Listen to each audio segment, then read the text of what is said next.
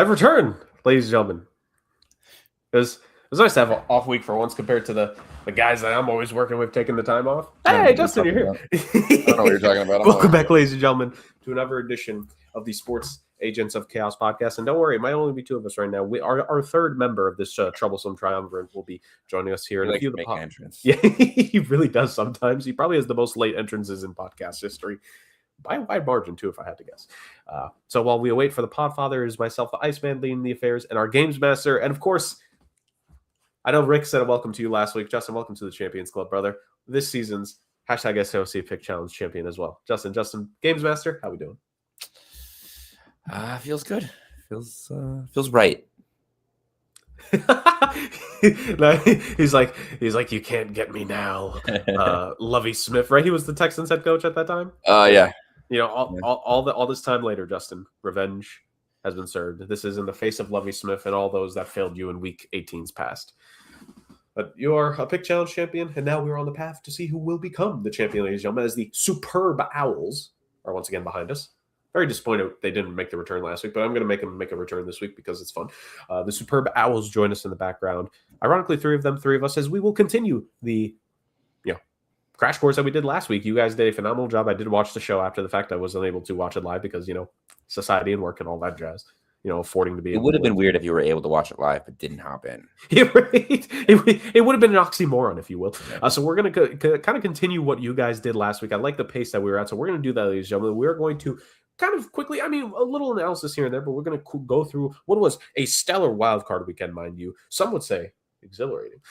We're going to talk about that real quick, but then we're going to go into the division games. But in between that, ladies and gentlemen, another head coach change has occurred. A opening has been made, and it coincides with the last wildcard game. So we're going to go wildcard, coach, and then divisional round games. Fantastic. Who created this rundown order, Justin? Some kind of savant, if you will. Producer in the making, some would say. Or not. Anyways, we also, Justin, don't have to wait too long because he is here. Godfather, how are we doing? Ladies and gentlemen, thank you for gathering here today for the eulogy of Mike Tomlin as Pittsburgh Steelers head coach. It's been a long, sad road of 19 seasons of winning or 500 football. Mike Tomlin was a great man. Mike Tomlin is a friend of the show. And at some point in the near future, Mike Tomlin will be a guest of the show, as I have put out a DM already to see if he's available. Let's go. Yeah.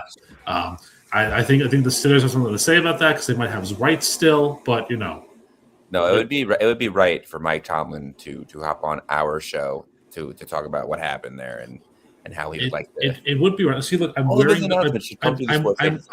the Steelers style shirt with the black and the gold for him. Technically it's a Shaquille O'Neal shirt, but who's counting? I have a black and gold shirt also, but it's a Saints jersey, so I don't know. Well, you can just turn. I have a retro Penguins jersey to complete the trifecta. Oh, well, there you go. All we need is some Primanti's hoagies, and then we're in business.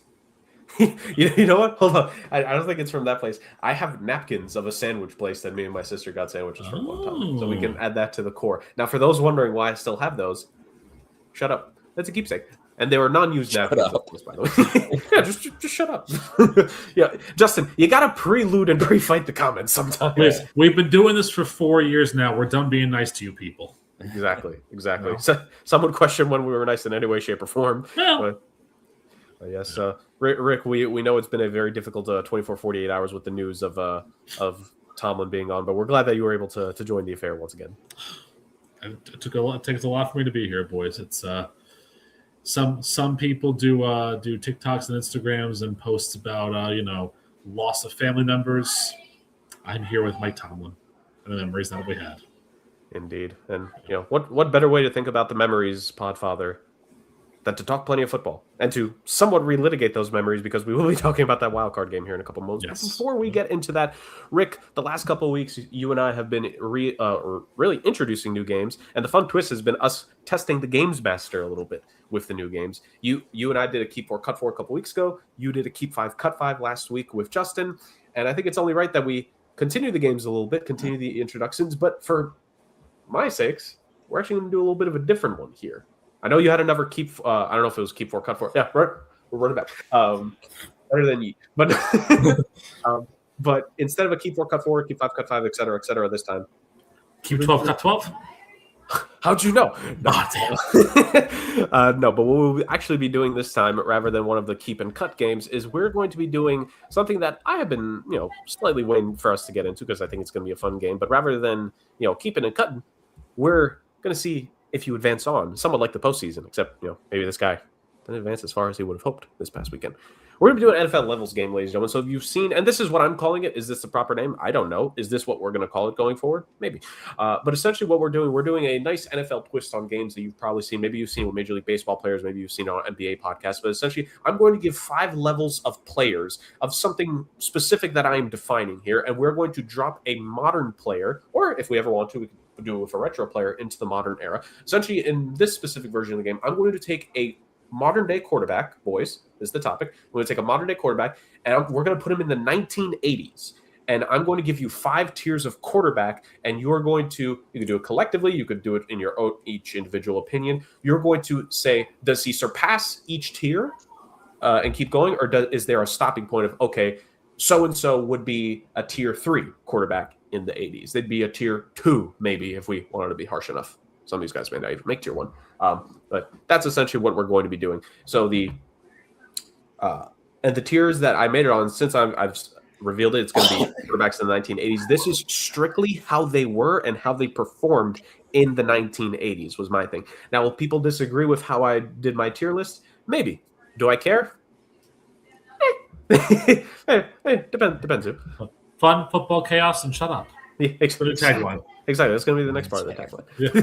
Another tagline. Yeah. But basically, that's what it's going to be. So I'm going to present this name to you, boys, and then we're going to run through very quickly here. And this is you give analysis if you want. You could be as in-depth, or you could simply put pass or stops at it for you. So that's the game. Are you guys ready? Sure.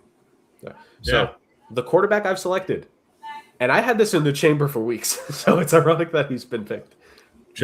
Geno Smith. No, Justin Herbert. Not to be confused with Joe Herbert or Justin Burrow. Wow. That's come for the champ. You best not miss. If you've watched the show for a while, which if you have, welcome. How? But welcome. They'll understand that reference. But essentially, so we're going to take Justin Herbert. We're going to put him in the 1980s, and I have 5 tiers of quarterbacks here in the 1980s. And again, I base this off of 1980s performances. So that's why I have the name at tier 1 at tier 1. So or maybe I should say level 1. So level 1 boys of this NFL levels game. In this case, Justin Herbert in the 1980s. Does he surpass these levels? Level 1 quarterback for the 1980s, John Elway. Now, it might be easy to think, oh my God, John Elway, the guy that won 2 Super Bowls in the 1990s. But this is the 1980s. And while John Elway was the first overall pick, was eventually traded from the Baltimore Colts to the Denver Broncos, the 80s were not perfect for him. They were not sterling. He had a lot of seasons where, yes, it's tough looking at it with the modern eye. It doesn't look great. But he wasn't the best performing quarterback in the 1980s. He still put up numbers. He put up some stats. He had good games. But John Elway, you can't necessarily say he was the premier quarterback of that decade. He was good. He was one of the youngsters who, of course, we saw him peak in the 90s, being as great as he was. But for level 1, for strictly the 1980s, I have John Elway. So does Justin Herbert versus 80s version of John Elway, does he surpass that to level 2? It's going to be very ironic if he doesn't surpass it for you. Well, I mean, not for nothing here, but did John Elway win an MVP in the 80s? Also, didn't he go to 3 Pro Bowls in the 80s? He did not. Well, he did win his MVP in 1987, which is impressive. That being said, that 1980 season of 19 touchdowns and 12 interceptions. But still, I mean, that's still an MVP, and by that metric, that's 1-0 for Elway over Herbert.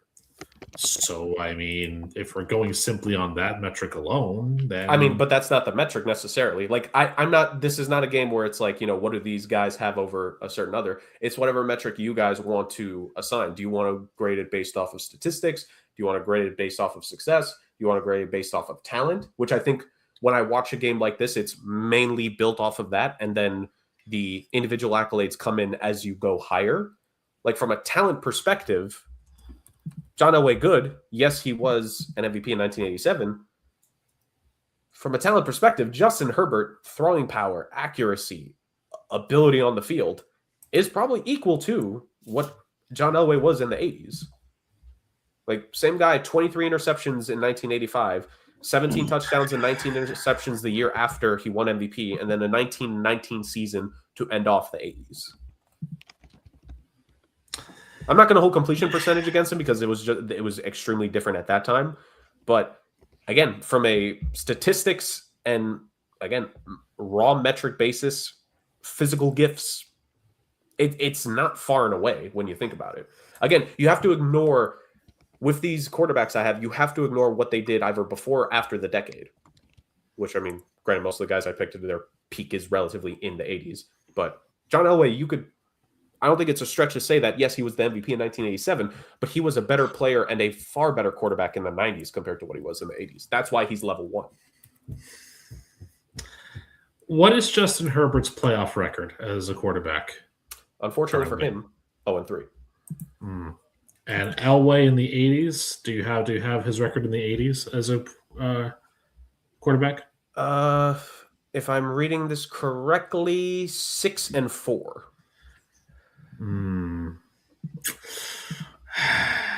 Elway's been to a Super Bowl, right?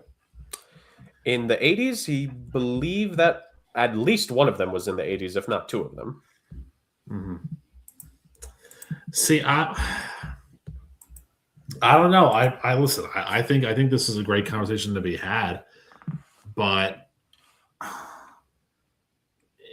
it's 2 different games. I take Elway in the 80s over Herbert today. That's the hard thing to compare, is because, like, I would say maybe Herbert's probably a better pure passer than probably most anyone that played there, but it doesn't necessarily mean he's the same playmaker. I know they were hitting harder back then, so he's kind of also an injury-prone guy. Is he surviving the hits that Elway made? And that makes a big difference on the field, because if he's taking, like, some of the hits that Elway took back then, I'm not sure he's playing the rest of the game. You know what I mean? Listen, not for nothing, but Elway at 1, you sold yourself an uphill battle. If you had said Steve Bartkowski at number 1, I would have said sure. Herbert beats him, no question about it. That's the point. Well, I mean, but the $100 question, who wants to be a millionaire, is supposed to be a simple question, right? You're supposed to get past that and move on to the $200 question, right? I don't even know if Herbert gets out of that. Maybe I guess by the juncture of having Madison Beers, his girlfriend, or something like that, and not having horse teeth like Elway does, I say fine. But part of it is for a quarterback like Herbert, if you have high expectations of him, then he should be going up against the guys that were premier names in the 80s. I will defer to the champion on this one. I would say no. I would think I would take Elway just for, experience, success rate. It's a little early to judge the careers compared to it, but, like, again, if I'm taking hold on. ability, I might take the shortest freaking game we've ever played in this entire podcast history. Because here's the thing: this is not based off of career success. If you want to make that the deciding factor more so later on, that's fair. Typically, games like this are from a talent perspective, from a raw tools perspective, arm talent, passing ability, mobility. It's not a gap. And if there is a gap, I don't think it's a deep gap between these two. And if there is a gap, I would argue it one way over the other comparatively. Was Warren Moon on this list at any point in time? He was not. Are you saying he would have been a better tier 1? Much better tier 1 if you're going to the 80s, because Warren Moon was phenomenal in the 90s, but in the 80s he was not great. So how about this then? How about this? Let's flip it. Let's take John Elway out then, because if he is the clear, not to say then he wasn't good in the 80s, because I want to get higher up on the list.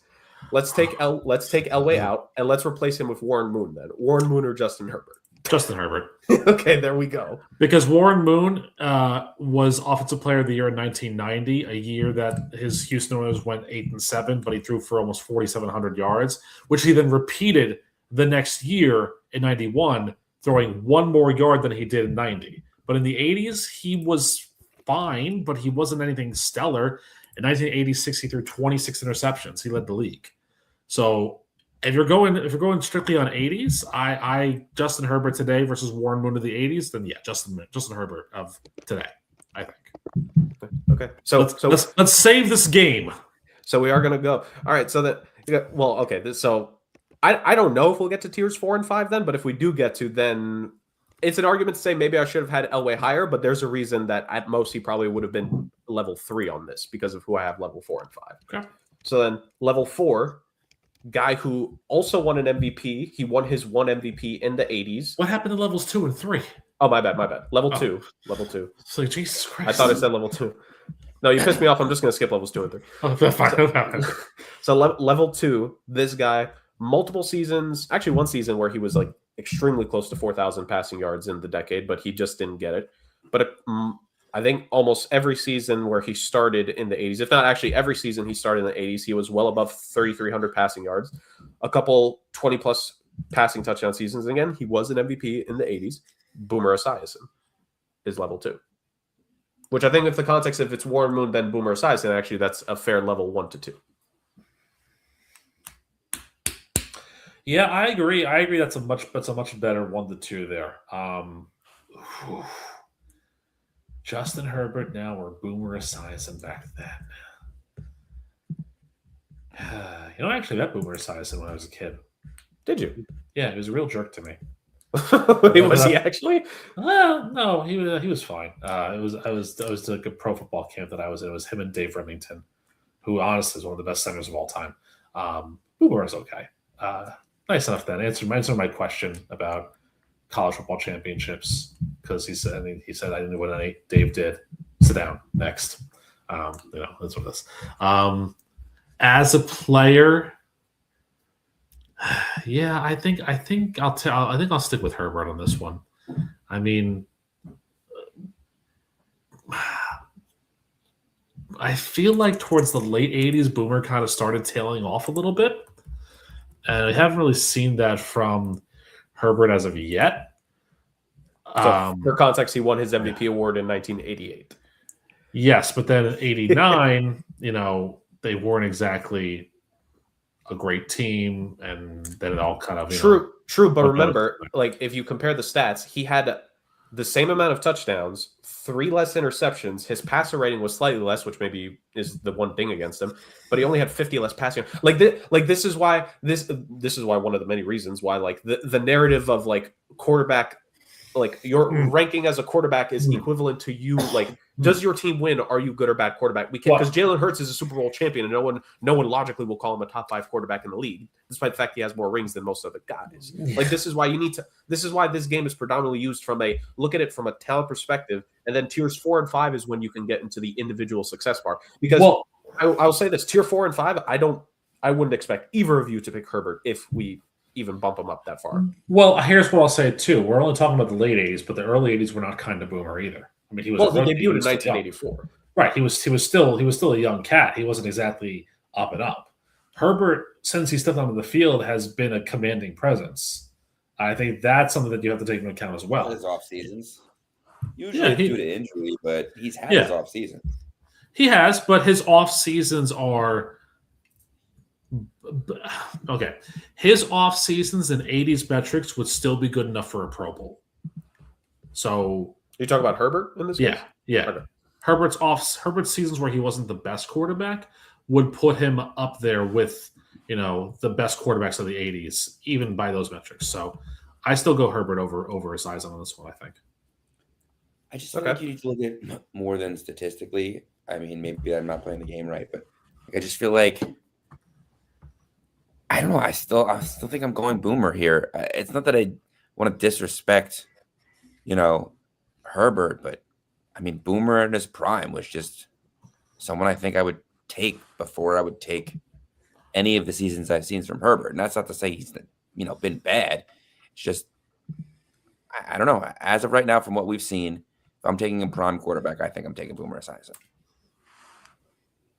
Okay. So Rick passes him. Justin fails Herbert at level 2. So then reordering the list here, then John Elway, let's just say Elway had been level 3 initially. So then, Rick, you would fail Herbert at level 3. He would not surpass John Elway to you. Yeah, absolutely.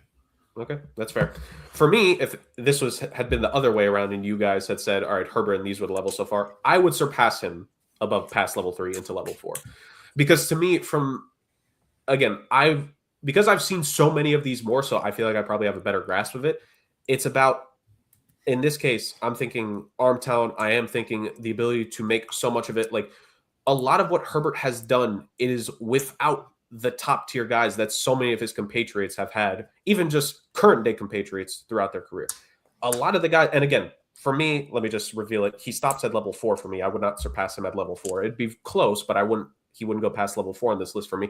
Justin Herbert has realistically not had better guys than even some of these quarterbacks in the 80s had. So what he's had to do with that, with the constant injuries to his offensive line, this season, with no Rashawn Slater, right? Because Slater went out, with Joe Alt missing about half of the season, what he's had to do to carry that team to a double-digit win season where I don't think, except only the best of the best in this league, probably could have gotten the Chargers to the same point. I think it's that in terms of what he can do to raise the level of a team's floor. Justin Herbert is a floor raiser. I don't think that's a question. And then again, arm talent, he's top 3-4 in the league.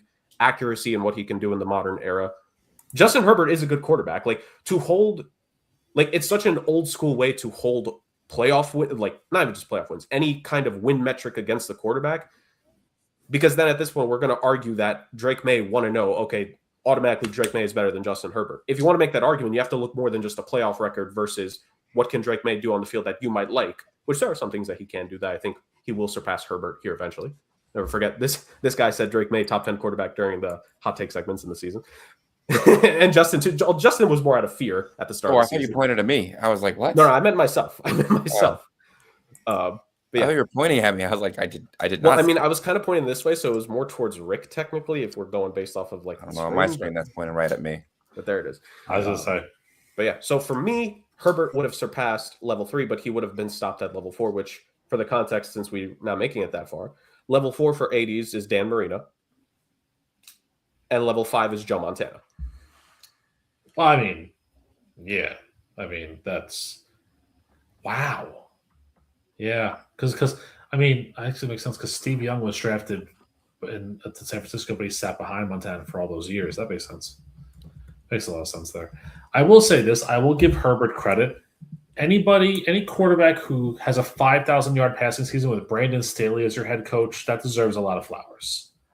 I do want to say he did have some pretty solid receivers for most of his career. Of course he did. With Mike Williams, Keenan Allen. Mike Williams, one and done season. Let's be honest here. Mike Williams only had one good season. Could you imagine if Herbert had Mike Evans, though? I know, right? Ooh. No, he was a really good number 2, and even if he wasn't catching the ball a ton, he was great at drawing the defense because you had to cover him anyways. So even if he wasn't like the most productive guy, he still had that threat at all times because even if he didn't consistently do it, every season he had at least a couple long touchdowns, and he did get hurt a lot also. That was a problem consistently with the Chargers receivers, but they've had good receivers pretty much his whole career. There's not a single point I think in his career where he's had a bottom 10 receiving door.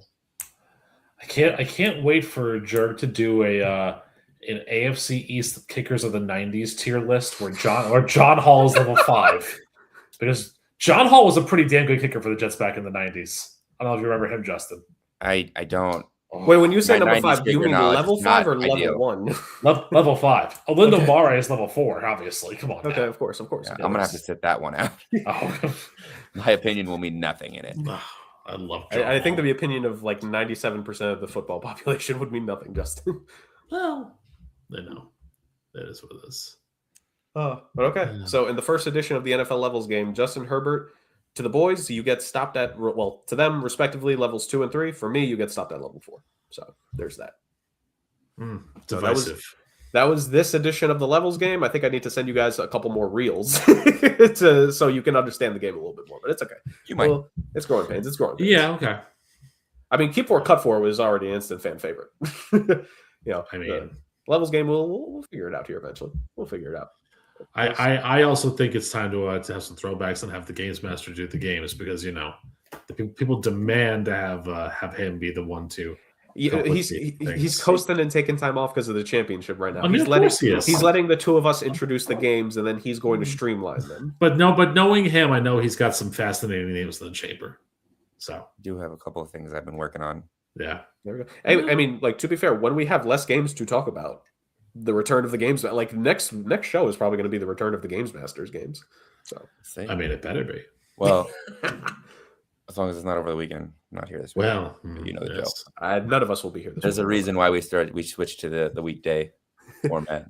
I mean, I think that has to do with everyone's schedule, not just yours, Chief. No, of course. And because it's chaos, obviously. Yes. Tuesdays, Wednesdays. Sometimes Thursdays. Yes. That happened a couple times. Yes. Didn't we end up doing one weekend show this season or two? I think we did a couple. Doctor. Yeah. I mean, I think if you go through our listing, the only day we haven't done a show is like a Friday. Oh yeah, we definitely did a Monday show at some point. We did a Monday show. Definitely did a Monday show. Yeah, we did. Look at that. So we have literally in the history of the show. Well, I think if you include the history of the show, we probably end up doing a Friday show. And the first Friday show we do is when Mike Tomlin will be our guest. There we It's go. only right. We get Mike Tomlin. We'll do whatever day and time. Whatever day he wants. Yeah. I'll get. Justin and I will quit our jobs. Justin and I will quit our jobs to make sure we're done that interview. I don't think I have to quit. I can quit. Yeah, that's true. That's true. Just call it sick, Justin. It's okay. Anyways, let's move on. Wild card recap, boys. Wild card round of this 2025 NFL play. It's 2025. We're in 2026, but it's from the 2025 season. You people get the gist. Wild card round this year was pretty spectacular, to say the least, lads. I have one overall question about the wild card round at the end for you boys to answer.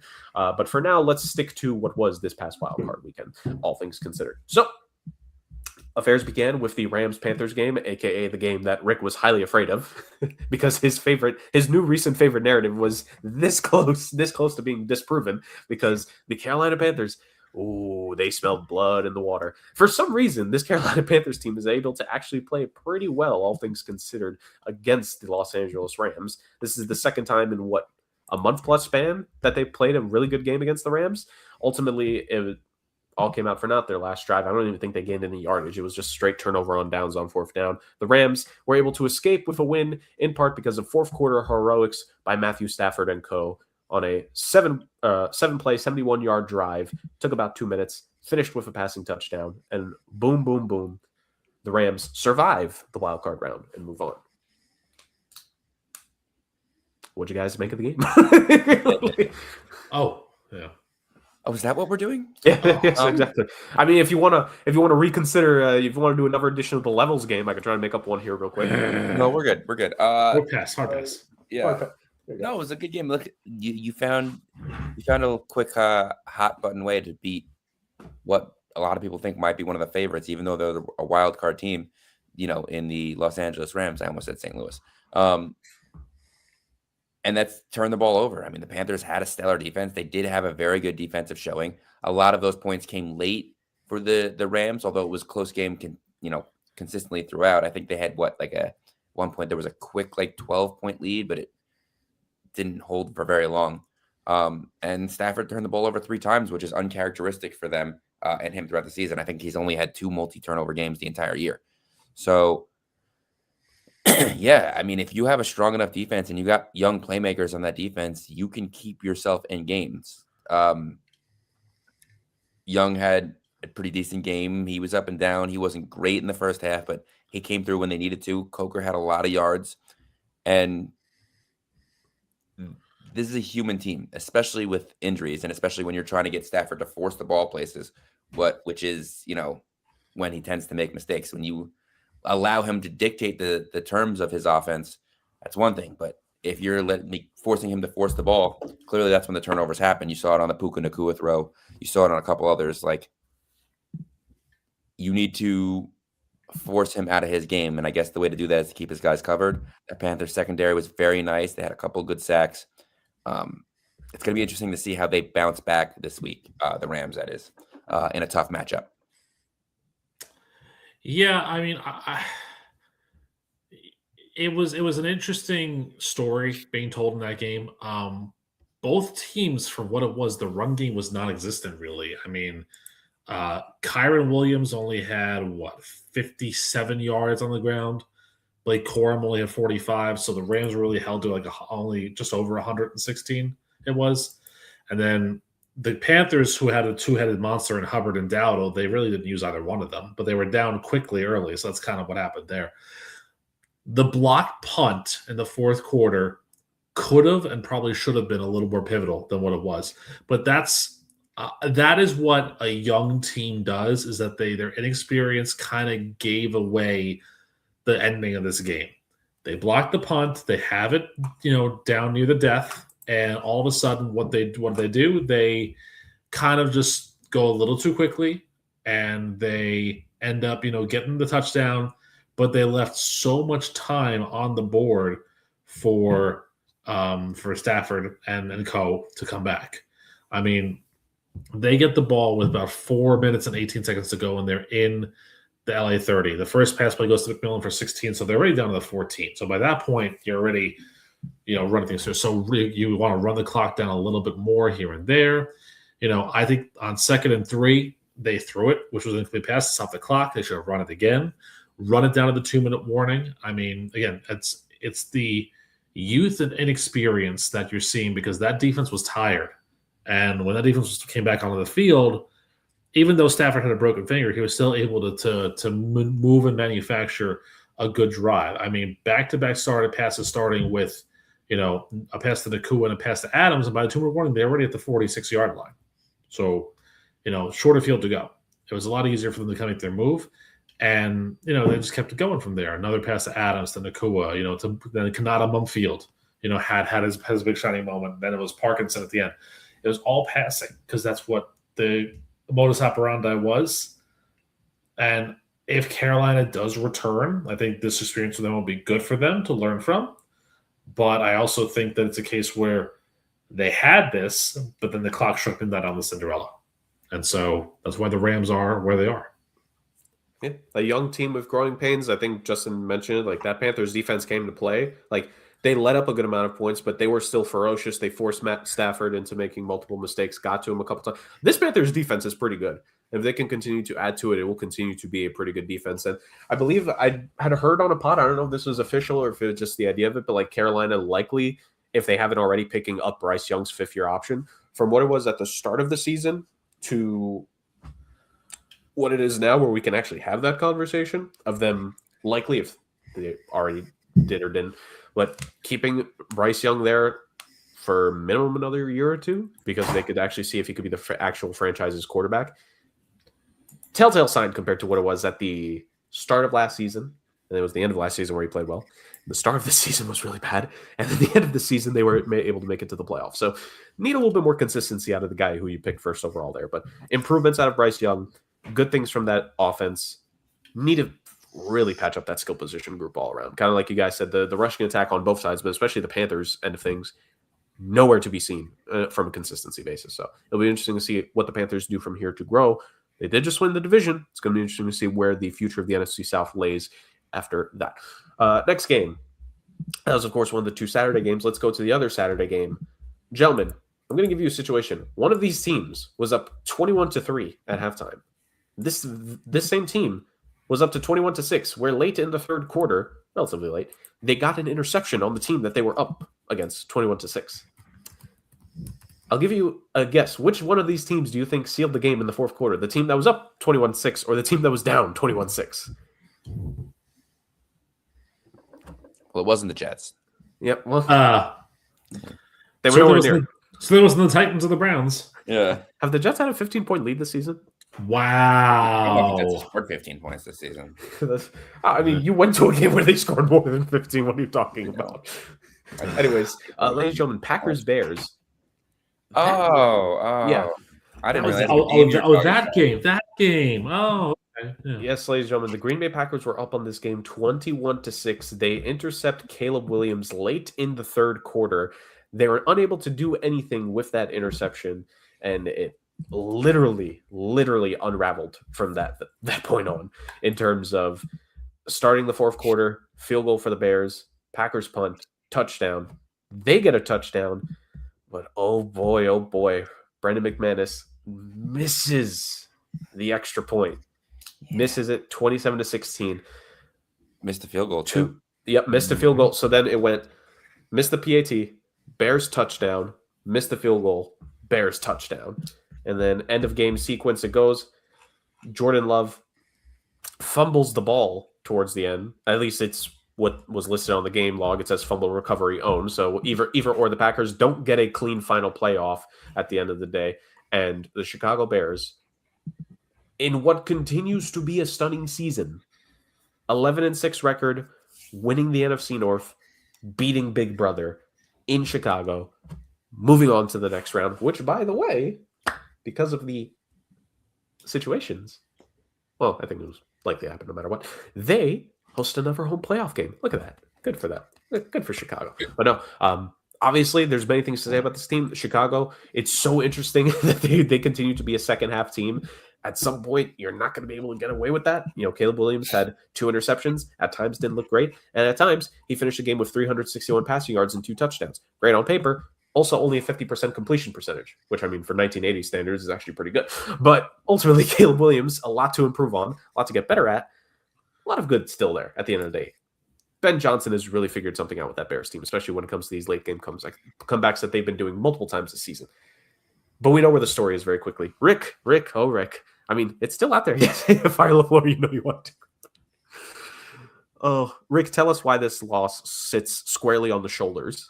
I'm not going to say broad. I don't know if they're broad or not. Sits on the shoulders of Matt LaFleur. Because you were up 21-6 and 21-9 going into that final quarter. And at that point, he decides to turn the offense off from, doing actual legitimate offense. You cannot allow 25 points in the fourth quarter of a playoff game. This is the Packers team, maybe not this iteration, but a Packers team that has history being the 7th seed, good history being the 7th seed. Years ago, when I wanted Matt LaFleur fired, they came back and they whooped Dak Prescott in the Big D. And, they were a player or two away from beating San Francisco and going to the NFC title game, and then probably would have beaten Detroit. This is a team that, it took them forever and a day to get back on the board. They went from Romeo Dobbs' 1-yard touchdown catch in the second quarter. They went almost a whole quarter and a half. I would say 23 minutes of game time and maybe an hour and a half without scoring anything. And again, the offense was shut down. The defense was, maybe playing on their heels a little bit because they had a large enough lead. But I do also want to say this. Matt LaFleur to one side, and hopefully it's the side of outside the door and never coming back, but I know it's not. The most interesting stat in this game for me, the Chicago Bears had 2 penalties. 2. Teams that are down late or down big towards the final stretches tend to kind of lose their head a little bit. And they tend to be a little more undisciplined and a little more aggressive and a little more desperate. Hello, Jets, Jaguars, Jets, Patriots, yada, yada. But Ben Johnson's got his guys level-headed. They have a really good head on their shoulders, and this is not the first time we've seen the Cardiac Bears rise from the depths. But it is interesting when you look at that statistic to say that, through everything that they had going against them, the Bears remained focused, disciplined, and determined to prove that their season wasn't a fluke. I mean, I think that's the biggest thing of all right there is that they did prove that by getting another playoff game, another home playoff game, and keeping this dream season alive, because it's not just the names that Look at the way the rookies have played on offense for them. Kyle Monangai has been an integral role player in the backfield, spelling DeAndre Swift. Luther Burden had a massive game in Week 17, leading to Week 18, leading to this one. And he's finding the ball constantly. He is an electric rookie. And so it's the weapons that are there, and it's the opportunity for them to keep going. And I think that really speaks volumes on how well this team has been built and how well they've taken to Ben Johnson's mission and his message.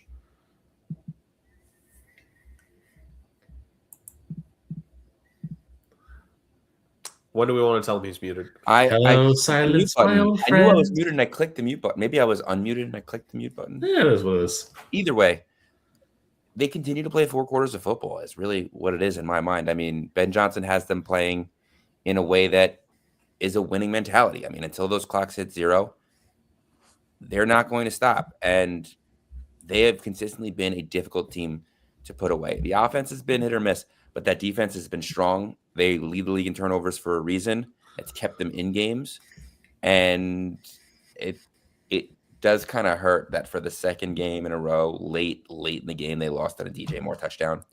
That is a rough one too. I mean, that trade continues to, I guess, start to work dividends for the Bears now that Caleb Williams is really starting to come on too. Like he's not the best quarterback in the league. He's not lighting the world on fire just yet, but he's sincerely improved in his second year, especially under a better head coach. And there's some life in Chicago now for the first time that we've seen in, like about 15, 20 years.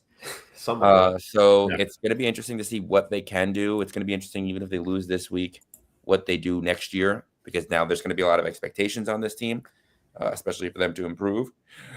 They're in a tough division, but they somehow, kept the Lions down a little bit. The Packers were injured, sure, but they've clearly bested them this year as well. And now things be getting a little bit more tricky up there in the cold north. It's not like Minnesota's a team that's been sitting on their hands. They do have a lot to improve, but they still got some real pieces there. So we'll see what they do. Yep.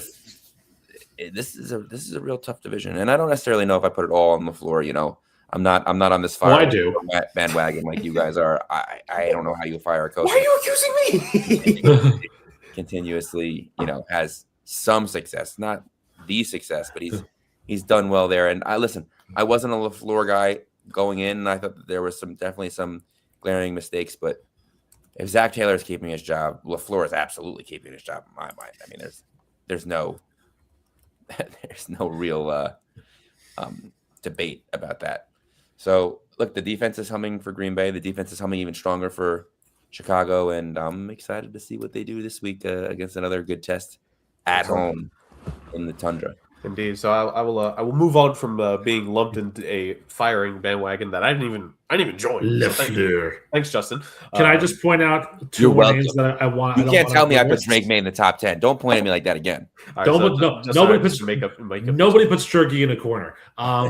Colston Loveland also has been a rock star for this team. The game this year. What a pick! Yep. Finally starting to really come on towards the end of the year. And I do also want to say that it's the discipline of the Bears, but it's also they have a very special kick returner, and it reminds you of Devin Hester in Devin Duvernay, because I believe there was a punt return in the fourth quarter that changed like the field position dramatically, allowing them. It might not have been the last touchdown, it might have been one of the other touchdowns that they had that was just. It was at the end of the third quarter when Green Bay punted it 37 yards to the Green Bay 35. You want to talk about that play right there sets the tone for the entire fourth quarter. If that's Braxton Berrios or Jeremy Curley, there's a fair catch. They're not doing anything. But it's Devin Duvernay who changes the field. And it's so good to see him do that again because he was electric in Baltimore, got hurt quite a bit. But now that he's in Chicago and doing that, he's the dark horse. He's a real unsung hero for this team, and he deserves a lot more credit than he's getting. Special teams, baby. They can win you games. Field position is king, right? Yep. So, all right, let's continue. This is why I say this was an exhilarating weekend. All right, the last two games didn't really live up to the hype, but the first four were amazing. This game, slugfest, you could make an argument that this may have been the best game of the weekend, which is kind of saying a lot. But the Bills and the Jaguars game was, a bit of a slow start, only a 10-7 game at halftime. Both teams only kicked field goals then in the third quarter. But touchdown after touchdown after touchdown after touchdown, 4 touchdowns, 2 from each team, multiple lead changes in the fourth quarter. And the Buffalo Bills take victory away from the Jacksonville Jaguars in this one. Quick aside here, if I may, just go on a very slight tangent before we continue. To all of you losers going at that reporter in the post-game press conference that gave Liam Cohen props, touch grass, get a life, do something with yourself. The amount of hate and the amount of criticism I've seen on a reporter that was congratulating a coach, a local reporter, by the way. Rick, this is like the kind of thing that you and I miss, local reporters, and that they're meant to be very team-slanted. It's like a local reporter praising Liam Cohen for the season that he had. Jeez. I mean, they expected the Jaguars to make the playoffs this year. Honestly, who expected them to get 8 wins? Like to have the game the season that they had, especially towards the end of the year, and come within a couple minutes of beating a team that was supposed to be much better than them. Yep. Which again, a team that plenty of people like, even with the lower seed, plenty of people were picking the Bills going into this game over the Jags because of things that you guys have mentioned in some of the previous games, like the experience factor. Josh Allen has been there, done that. He's better than Trevor Lawrence, X, Y, and Z. They have scheming and all that advantages. They were a couple plays away. Yeah, like this Jacksonville team. So that was my quick aside. But the Jacksonville Jaguars fall short at home to the Buffalo Bills. The Buffalo Bills move on. The Jaguar season ends. Bit of a slow start, feeling out process. There were plays here and there made in the first three quarters. And then that fourth quarter was something, boys. That may have been the best quarter of postseason football we've gotten so far. That was a fantastic fourth quarter between two teams that different perspectives had a lot to prove for their own various reasons. And the Bills, they pull it off. So very quick comments about that before we move on. That was the first of the Sunday games. I had picked the Bills, but honestly, it was more of a gut feeling. I really thought that the Jaguars actually matched up with them very well. They should have been favored, which they were. And let's face it, Josh Allen took a beating in that game. They really threw everything they had at him. And the Bills just, I think, were the slightly better team, unfortunately, for the Jaguars. They really did throw everything they had at him. The passing game was hit or miss. They turned him over quick, early. They beat the crap out of this dude, and the Bills just showed a resilience that we've always seen from them. I mean, even when they've been bad, they had been bad at real times this year, like a lot. And they were just resilient throughout the year as well. So that's really all it comes down to, is that Josh Allen was resilient, the Bills were resilient, and they did the same thing the Bears did, was they stayed in the game and put themselves in a position to win when it mattered. And that's what they did. Josh Allen is making Khalil Shakir look like, I would say, like a Wes Welker, the Tom Brady era. Because Shakir, 12 catches on 12 targets for a guy who really didn't get a whole lot of love during the season, and then all of a sudden becomes this magnet for the football that he was. It was something special, and obviously this game was all about, Josh Allen with his legs and with the arm and whatnot. It was a quintessential Josh Allen performance, if for no other reason than he didn't turn the ball over, and he was the one driving his team back into the game. What I will say about Jacksonville is that it's so funny how the history repeats itself in a way. This is a team that has found 4 core young players. It reminds you of when they were the Jaguars of the 90s, when they were in the playoffs regularly under Tom Coughlin. In the 90s, Mark Brunell was their quarterback. They found a guy in Trevor Lawrence. They had soon-to-be Hall of Famer Fred Taylor in the running back, Travis Etienne. They had a 2 wide receiver monster in Keenan McCardell and Jimmy Smith. They have Brian Thomas, and they found the guy in Parker Washington, who has been a resurgence, a godsend for them this season as a rookie. This Jacksonville team, they're not going away. They're not going to be – this is not a one and done for them. This was a tough loss for them to swallow, a tough pill to swallow, but by no means is the Jaguars team done. I think Liam Cohen's offense really works for Trevor Lawrence as a quarterback, and I think you're seeing now what the potential is in the Jaguars team. So in some ways, Buffalo won this game. I think in other ways, Buffalo escaped. They really did. And again, I think there's no sadness, there's no somber feelings in Jacksonville. It stings, but they've got a really good future to build upon. And it started with this season, with how well they did and how they outperformed expectations this season. Yeah. Very, very much so. To the fact that, remember, Rick, I was saying this as a joke at the start of the season, that Liam Cohen, after he got the 3rd win, was already 6th all-time in career Jaguars coaching wins. Fun little factoid, 5th is at 14. Remember when I joked in saying, imagine he goes 14-3 and he ties for 5th all-time? Well, he's already won away. No, it was a phenomenal season for them. And, honestly, this is almost like copying a trend in some of the Bills' runs here that they've had ever since with Josh Allen. Some of their wins, they just end up escaping. They escaped that game way, way, way many years ago. This was Josh Allen's, I think, 2nd playoff appearance with them, when they were a Phillip Rivers throw away from losing to the Colts in the wildcard round. Don't forget that very much was the case. They were going to lose to a Colts team. They were 1 throw away from doing that. The game against the Ravens last season, they were a Mark Andrews remembering he could actually catch a football away from losing that football game. This team, usually their first playoff game is the one where it feels like they escape. So they did it again. They've escaped with their first win here of what is meant to be a big postseason run. We'll get a little more detail into that here in a bit. But yeah, no, it was like you said, the Bills did play a good game in many facets. Like they made a couple key stops when they had to. I think if the Jags had gotten rolling earlier in the game, it would have really spelled trouble. So you got to give the defense credit for the job they did in the first 3 quarters. And then at the end of it, what they did on that final Jaguars drive, they did what they had to do. Josh Allen made the important plays and the important throws. How funny after Sean McDermott wanted to ban the tush push that he very much used that to his advantage in this game. Look at that, Sean. Look at that. Look at that. Not so unsafe when you're the one using it to win games now, is it?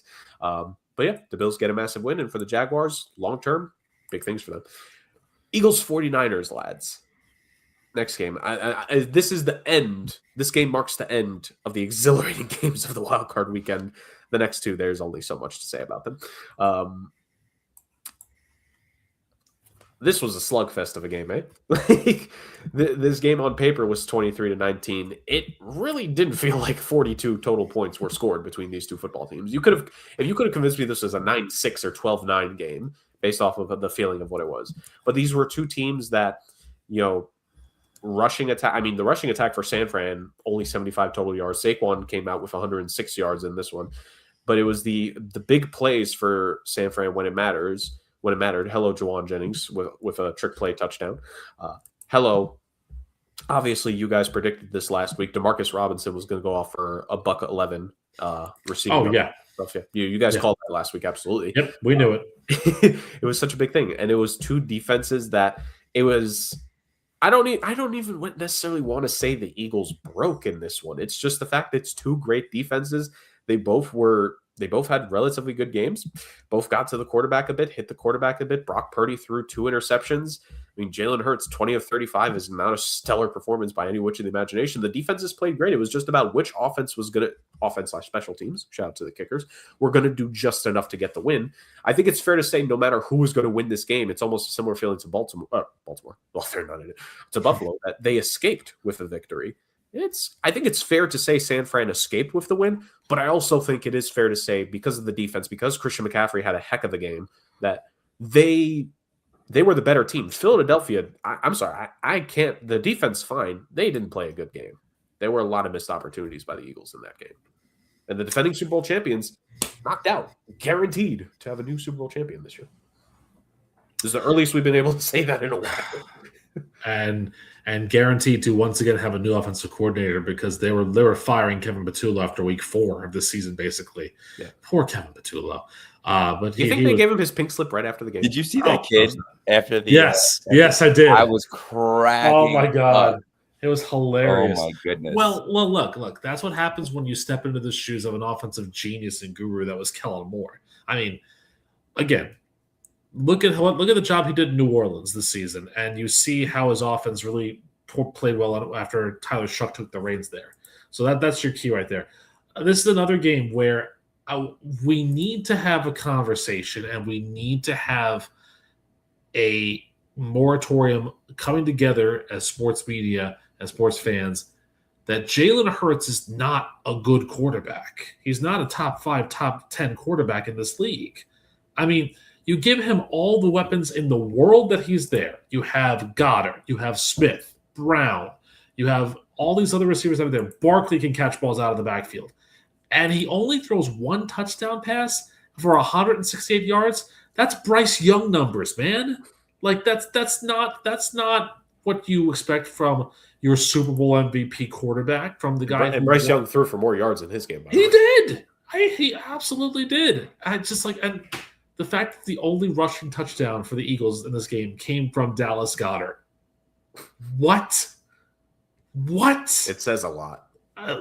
Look, I think this game proved that, attrition wins out over everything, and proved that the Eagles were, like we said they were, a flawed team to win their division. It's like when they were, what were they, the 5 seed that year when they went to Tampa Bay and then got absolutely demolished a couple of years ago? Yeah, led to the coordinator changes over there. Rick, it was 2 years ago where they have their horrible end to the season. I lambasted them on the podcast, They won the Super Bowl the next year.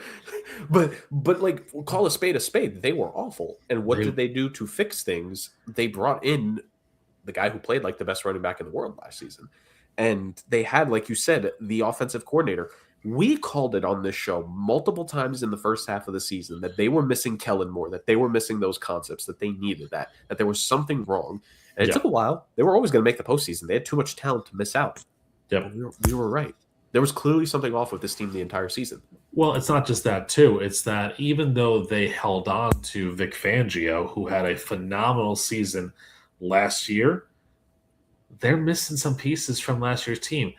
Do not discount, even though he only had one good game and it was the Super Bowl, the impact that a guy like Milton Williams had on this team. Oh, absolutely. And the impact he's had for the Patriots to help 100%.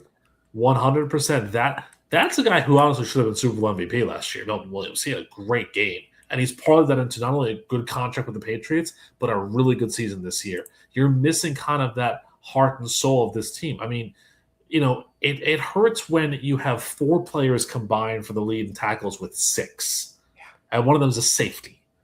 Like, they had very little pressure up front. 1 sack by Jalen Carter for 5 yards. That was it.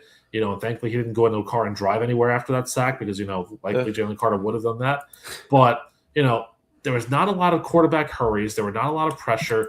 For Brock Purdy to have the game that he had is a testament to the fact that this Niners offensive line held up pretty solidly, and it gave him time to figure things out. And again, it's all about playoff Juwan Jennings to me is like week 1 Sammy Watkins, because you always expect something really special from week 1 Sammy Watkins.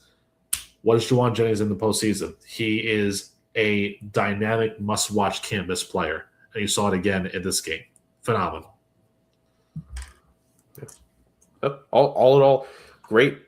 San Fran, with all the injuries, that's a team that can actually, because of roster construction, because of scheming, they can figure out how to move on, like strive and survive with dealing with injuries. Unlike some teams. Well, I mean, George Kittle being out is going to be a big thing for them to work on. But it's that injury demon possibly giving and taking, because aren't we closer to Fred Warner possibly coming back? Maybe closer to that. Christian McCaffrey continuing to play well. It's giveth and taketh. Justin, before we move on to the last 2 games, because we're going to clump together the last 2 games. Those were 2 ugly football games. What do we have to say about the Niners-Eagles game? He's screwing with us because I can see. Not even here's the thing. I fell asleep for most of this game. I did wake up to a big Twitter explosion about how we're not seeing the game, but I hear it was a good one. It looked statistically like exactly what the 49ers do to a lot of teams. They stay close. I mean, it seems like there's a theme going on here. The defense keeps them close. The offense, makes some moves. There was a lot of turnovers from Brock Purdy, if I'm mistaken. He had 2 interceptions. Yeah.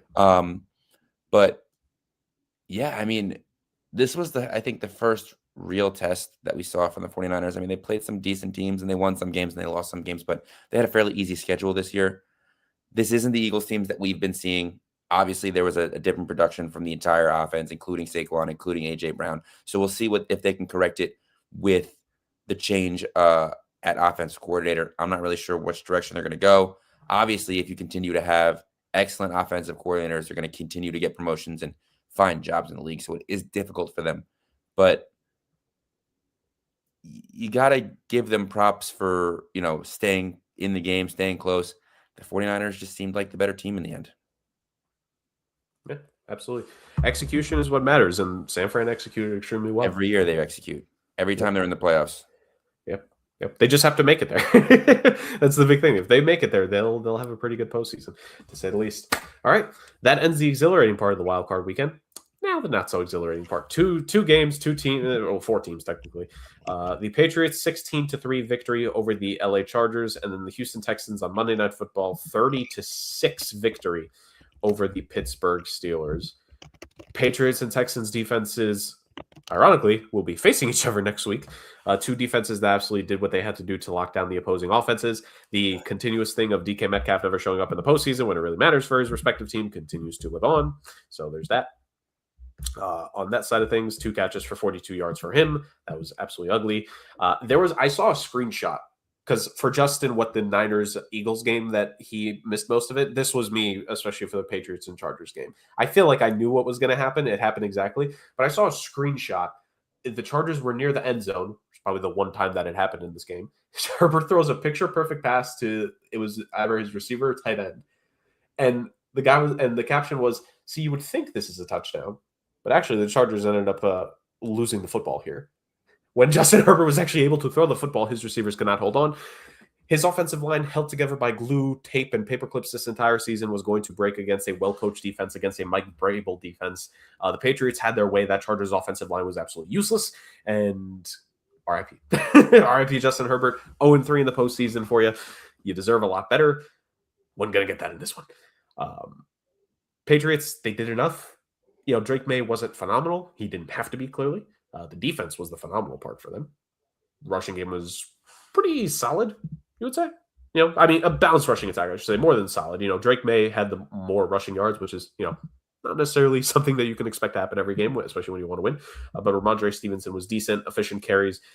Henderson made some plays here and there. He had like a 15-yard rush on one of his carries. So Patriots did what they had to do. They overwhelmed the Chargers because they knew they had the advantage.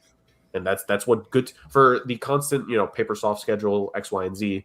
They did what they had to do. They knew, whether you question them or not, on paper, they had the better, well-rounded team going into this. And they played exactly what they had to do. Other side, or other game, Monday night, Texans. Man, poor Pittsburgh, but it was not even close. That Texans defense completely locked it up. DK Metcalf, I've said this once, I'll say it again on the show because I'm going to repeat the narrative. Narratives that need to be brought up. DK Metcalf does not help you in the postseason. Does not have a stellar postseason career, to say the very least. Nope. Aaron Rodgers, in what could be the final game of his career, ends up going out on a loss. Somewhat similar thing, like only so much you can do. 146 yards, 1 interception. Still somehow played better than Jalen Hurts. And ultimately, but no, in all seriousness, ultimately, Pittsburgh just couldn't really do anything, couldn't muster anything up on offense. And it all fell down. Woody Marks had a phenomenal game for the Texans. And Christian Kirk, who, wide receiver 1, in case you remembered he was on this team, ladies and gentlemen, 144 yards and a tutty against the Pittsburgh Steelers. CJ Stroud had a couple throws that necessarily weren't great. He's going to have to clean that up, but it didn't matter against the team that they were blowing out in this one at the end of the day. So the first 4 games of this wild card weekend, banger after banger after banger after banger. The last 2 games, not so much. But that's how it goes sometimes. So, there was that. Any comments on either of these two? Calling Chargers Patriots a blowout is like being kind, but blowout games to end off the weekend. Well, let's talk about one specific drive in that Chargers Patriots game, which came right after Drake May threw a god-awful interception that Diane Henley picked off, and the Chargers set up at 1st and goal at the Patriots 10. Herbert runs for 6. 2nd down. Herbert runs for 1. 3rd down. Herbert runs for 2. 4th down, Herbert throws to Allen incomplete.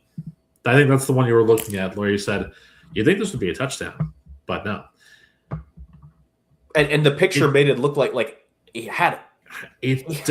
It does not matter whether it's regular season, postseason, exhibition, Grey Cup, Olympic football, whatever it is, you take the points.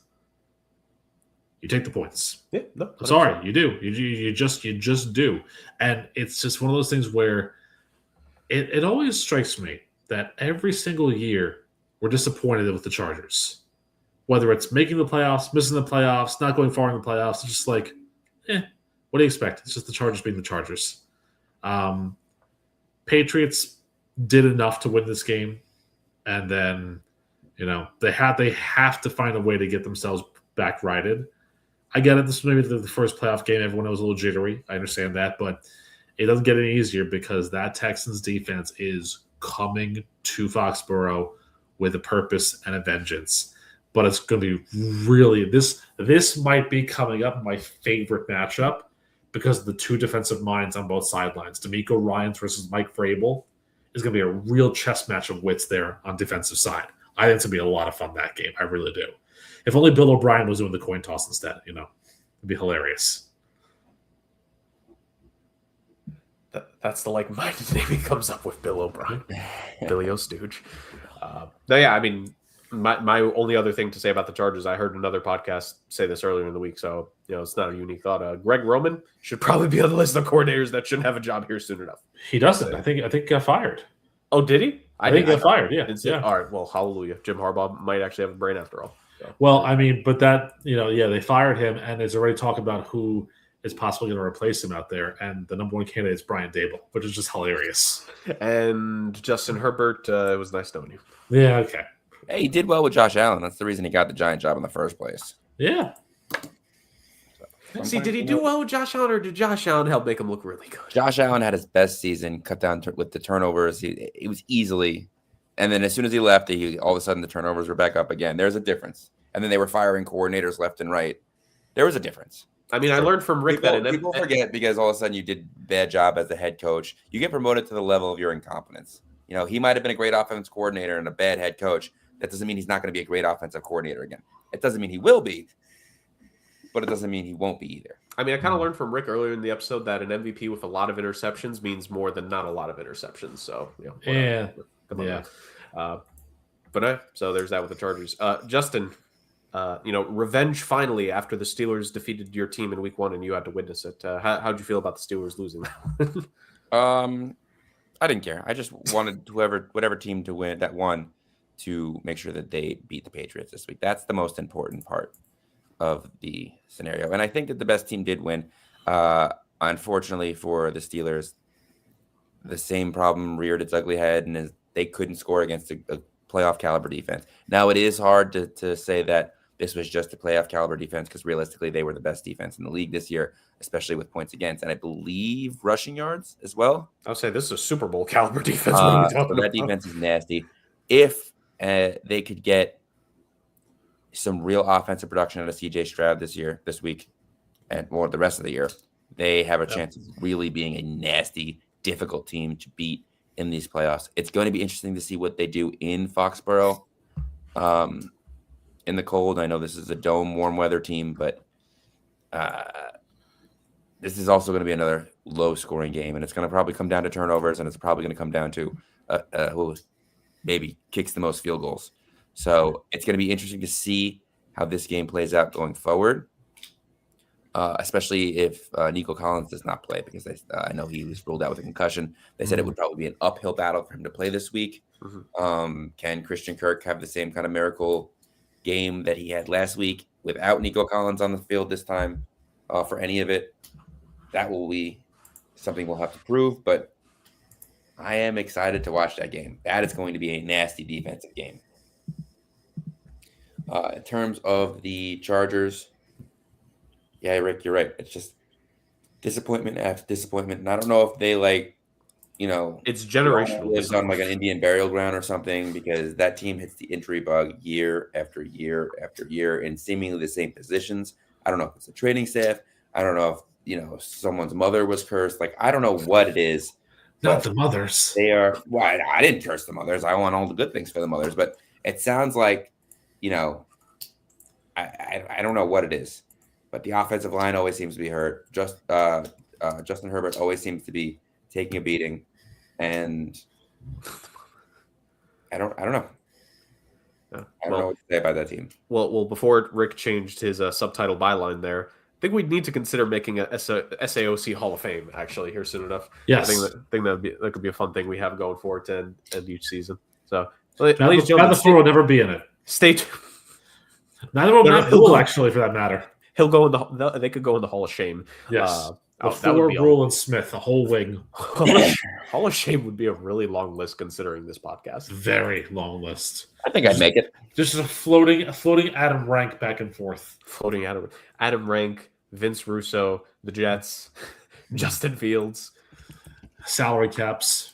Salary cap being a social contract. I mean, that's one of the taglines. It is. God, what that would be, ladies and gentlemen. Anyways, real quick, before we move on, because we're going to move on to something about the Steelers here really fast. Gut reaction, boys. Since the NFL expanded the wild card, was this yes or no? No analysis, no nothing. You don't get to give any details. Gut instinct. Do you think this was the best wild card round since the NFL expanded the wild card to include a 7th seed? I I would really have to sit down and do the research.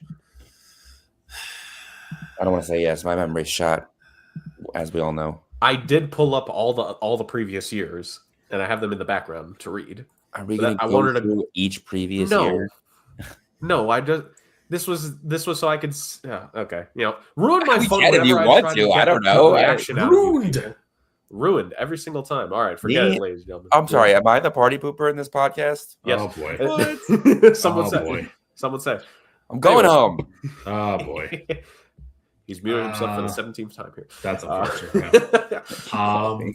You know what? You're talking about for wild card rounds. I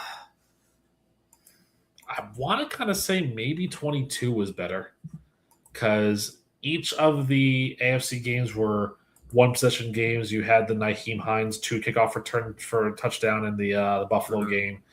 And then on the NFC side, I mean, the Dallas-Tampa Bay game wasn't stellar, but it was okay.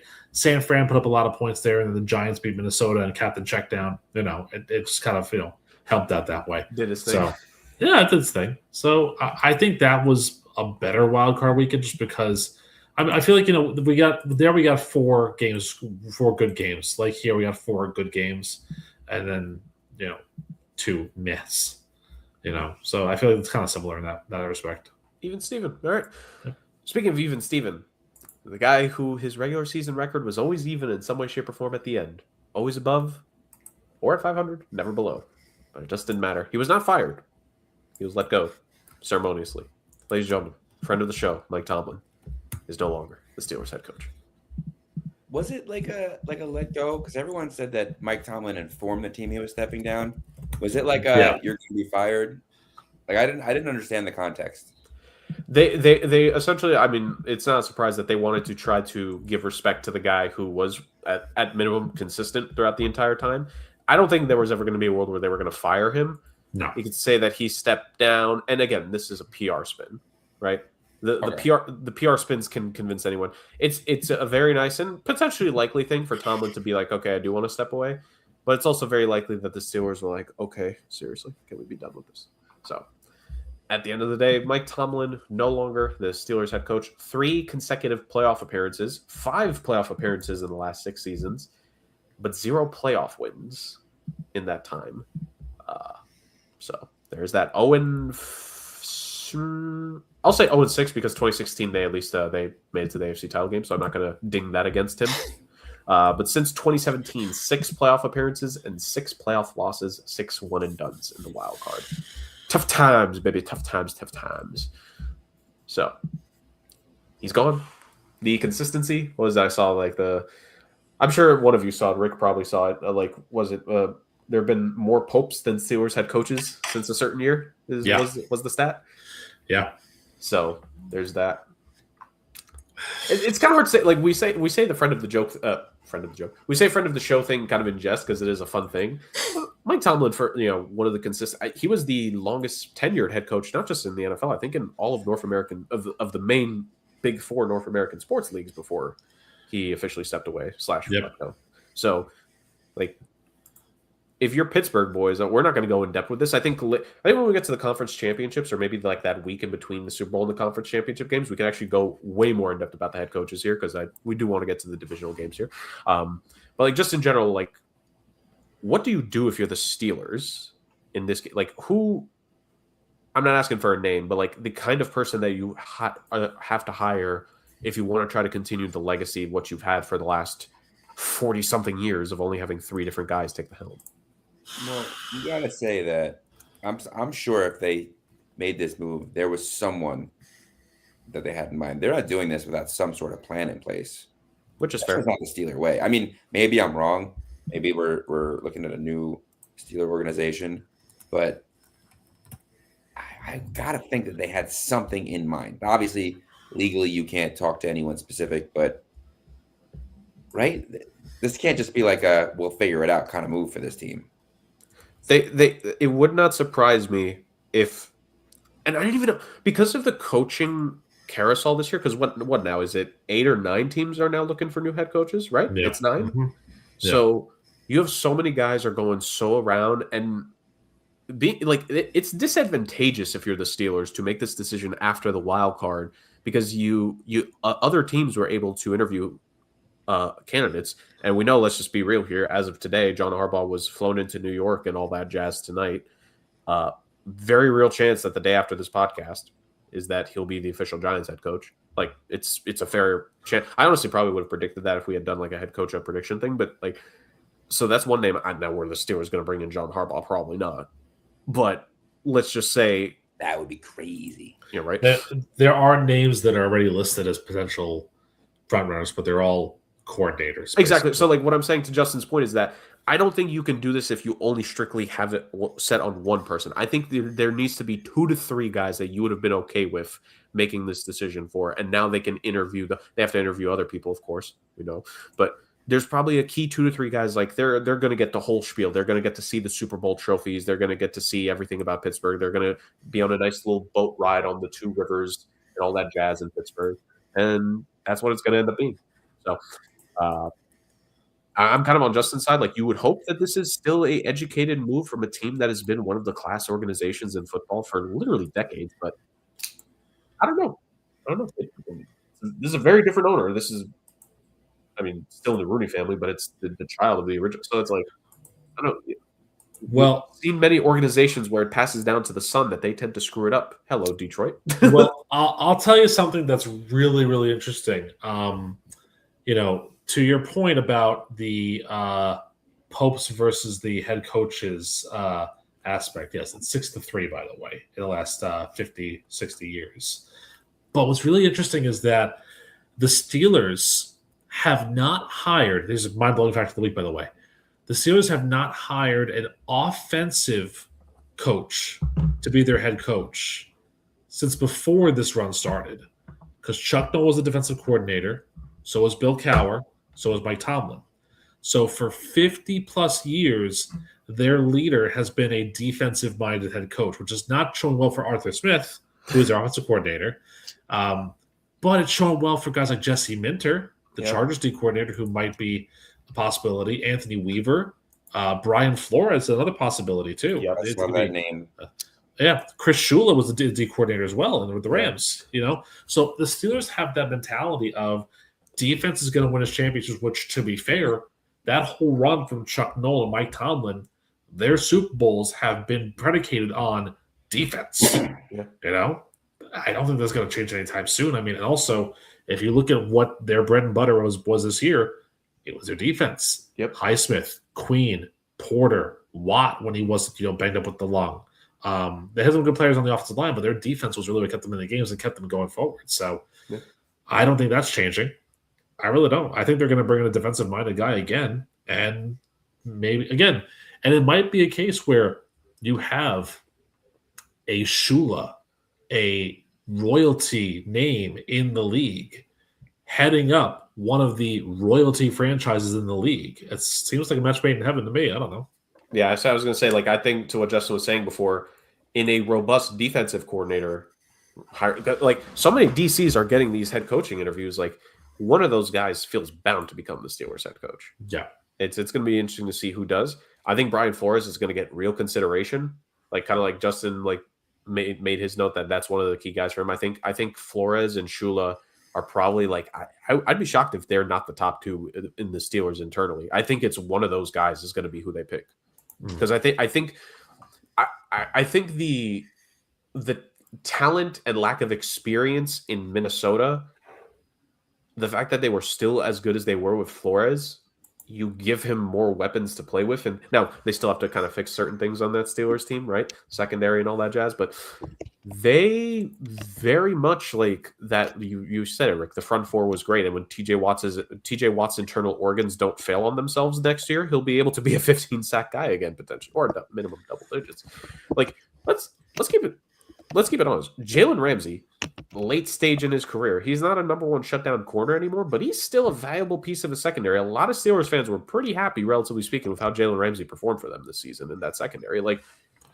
He did good. So, you have the pieces there for a guy like a Chris Shula or a Flores to play with. It's going to be interesting. Gut reaction. Rick, gut reaction for you, because Justin never wants to do gut reaction games. Gut reaction. Do you think this is a shot at the champion? I have to take my shots when I can. Do you think, yes or no, gut reaction? Justin, you can play the game as well.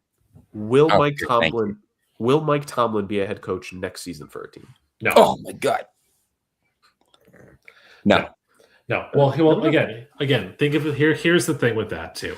I was going to say, I agree. By the way, I don't think he's taking a job. So I think Mike Tomlin, is a very devout family man, and he's been away from that family for 19 seasons, and I think he wants to go back and be with them. But at the same time, too, any team that wants to hire Mike Tomlin is going to have to give up the farm for him. Because remember, this is the big thing with him stepping away.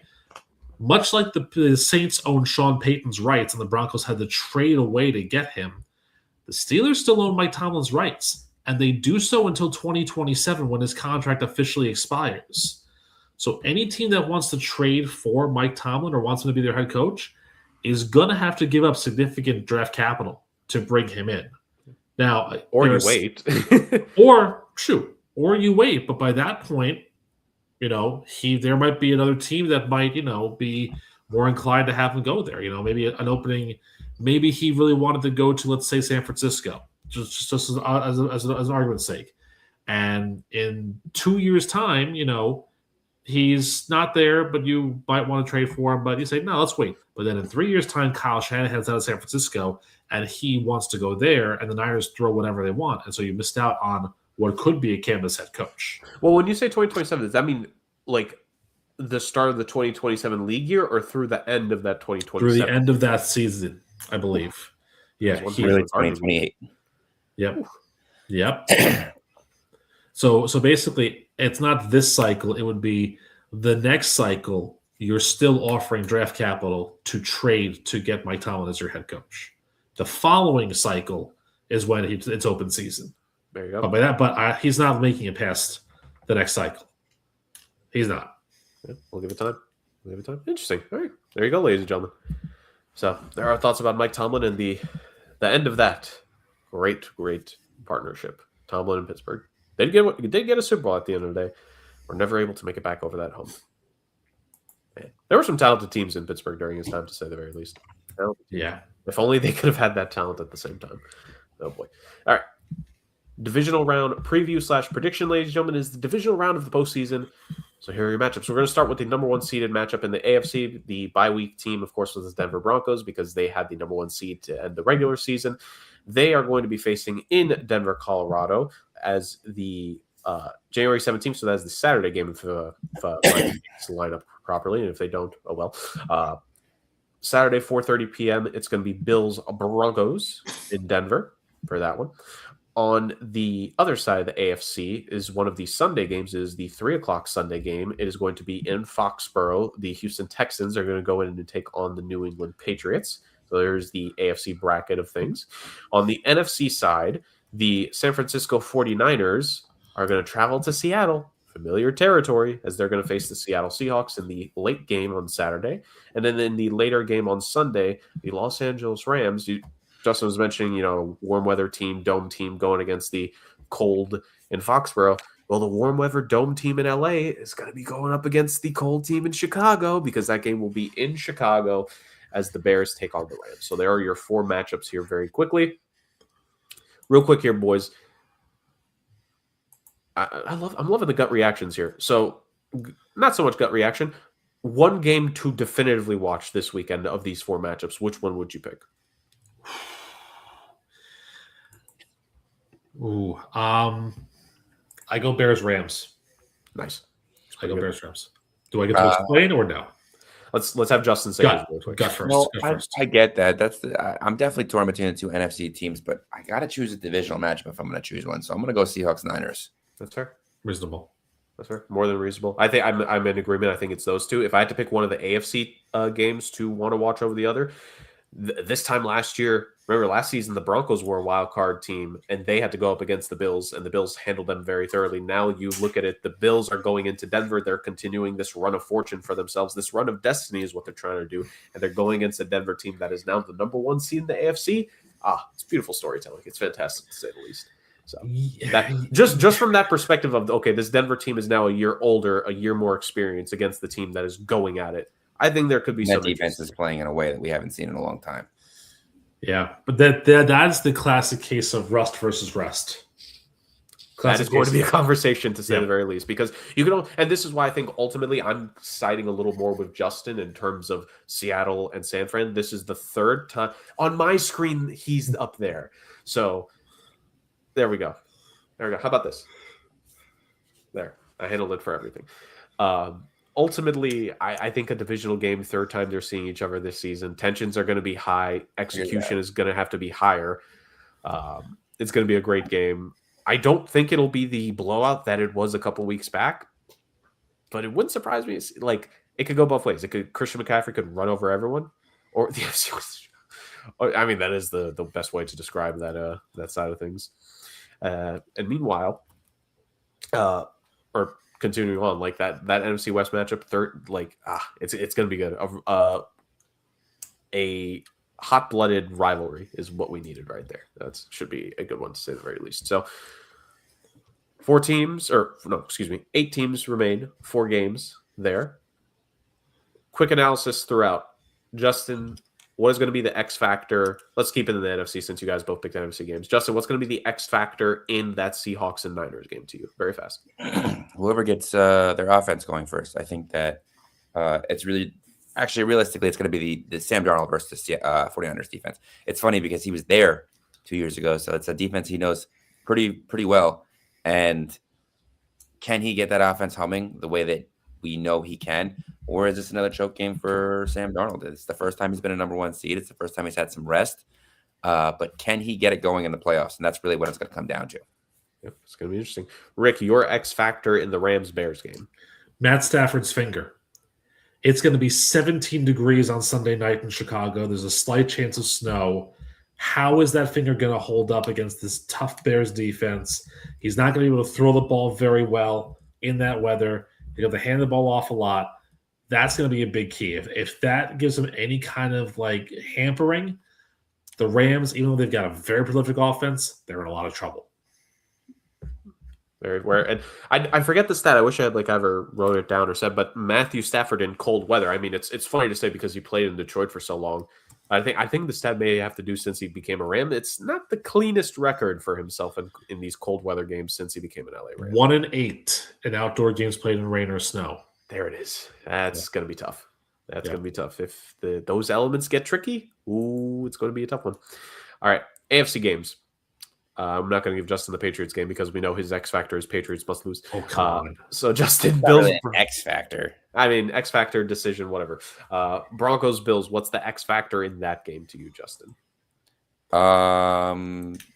Well, my X factor is pretty much the same in both of these games, and can the defense contain the quarterback? That's really what it's going to come down to. The X factor for both the Patriots and the Bills are: can Josh Allen / Drake May get it going against top tier caliber defenses? These are two of the best defenses in the NFL.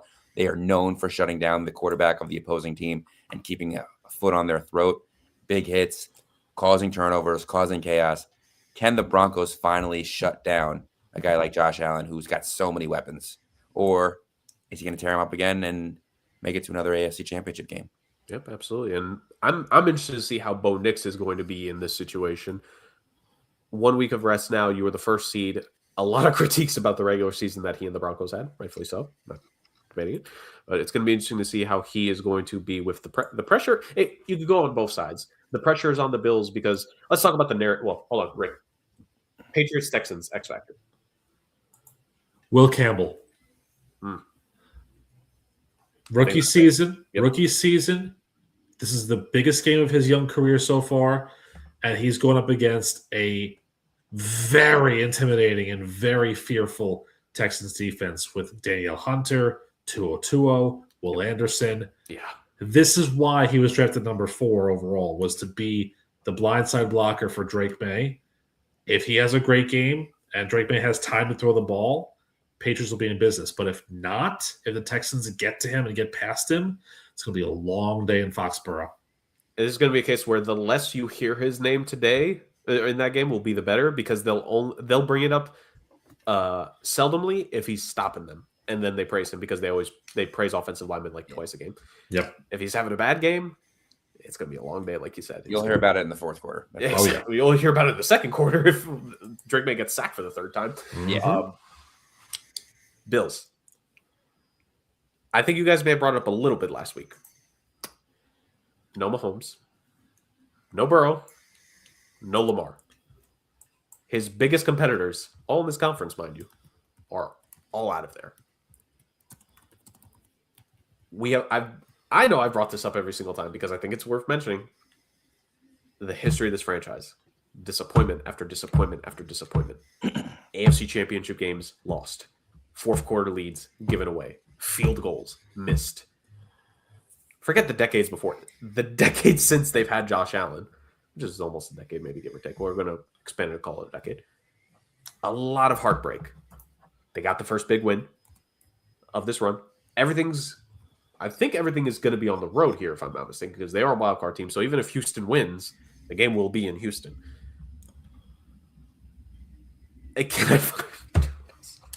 Okay, Rick, I'll throw it to you first. How damning is it? I know they've been inconsistent, but how damning will it be on the Bills if they can't make it finally win the AFC the year that all of their top competitors, everyone who has ever knocked Josh Allen out of the playoffs, is not in this postseason finally in the AFC? We have not been able to say that about them. Well, it's gonna be even worse if they make it back to the AFC title game and lose to one of those two teams.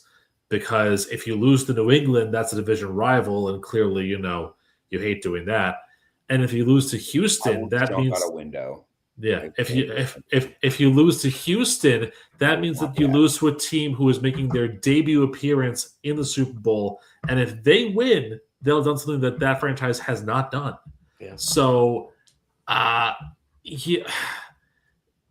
it's pretty damning for all accounts. This is the best opportunity that Buffalo has, I think, of getting to the Super Bowl in this current era. This is Justin said, jump out a window. I think this is the window at its least open possible. If the window is open, it's a crack, and if they don't make it through, it's closed forever. You know what's hilarious for all of this? We've consistently said it. This is probably the worst Bills team we've seen to make the playoffs. It is, but it's really unfortunate for them to Yeah. have this window in this situation because they're basically like in a pseudo rebuild at this point. I mean, look, they're devoid of receivers. Their offensive line needs a little work. There's issues on the defense. Yep. Like this is not what we expected to see out of a Buffalo Bills team this year, especially after the year they had last year when everyone expected them to be kind of not as good. So it's a tough one. And Rick's right. It is damning. I mean, if we look at it realistically, there is like a little bit of leeway there. But if you're as good as this team has been with the way this quarterback has played, I mean, there's no reason that they shouldn't be beating some of these teams. I understand that the Broncos have a great defense, but they seem like more of a one-dimensional team than a real, true powerhouse of a football team. Don't get me wrong. They are a powerhouse, especially in this league. And especially with the return to defense that we've seen in these playoffs. But, like, realistically, this is a team that Buffalo should clean up against. Who knows what we're going to see. If the Bills had any of the other defenses in the AFC, and here's the thing, their defense has mainly been injury-riddled this year. That's been their biggest Achilles heel. There's always something with them, though. But Matt Milano getting injured twice in a year is never good. Like, happens every year. Like clockwork. If the Bills had one of these other defenses, they'd be the outright favorite. And it's not even close. If Josh Allen had that Denver defense on his side, the Bills had one of these receiving cores, they might be the favorite. But they don't have that either. Yep. There is one other thing that I think plays into a little bit of a fun element here. You guys know about the Highmark Stadium curse, right? Nope. So I'll tell you this briefly. Since Buffalo closed War Memorial Stadium, which was their old stadium before they opened what was Ralph Wilson and now is Highmark, that's kind of when this all started because they were dominant back in the old AFL days. They closed War Memorial. They haven't won since Highmark's been in their stadium. Well, with the Patriots beating the Chargers, there's no more games at Highmark. It's closed officially. So maybe the curse has been lifted and closed When did because they of win that. before that? In the AFL days, like way back in like the 60s. Oh, okay. Because Yeah. I'm pretty sure they don't have a Super Bowl. They don't. But like back in like the early AFL era, they were one of the more dominant teams that played. But since the merger and since the that stadium opened up, they've had nothing to their name. But now that Highmark's officially closed, maybe things are kind of turning around that way for them. I don't know. I mean, I think it would have been hilarious for them to have the Chargers beat the Patriots, host the Chargers in the AFC title game in Highmark, and still lose because of the curse. It would have been the game of two disappointments. Matt Prater, wide right 2.0. Oh, Lordy. You know? Oh, Lordy. But hey, Buffalo, fair or not, retool or not, it's your time. It's your time.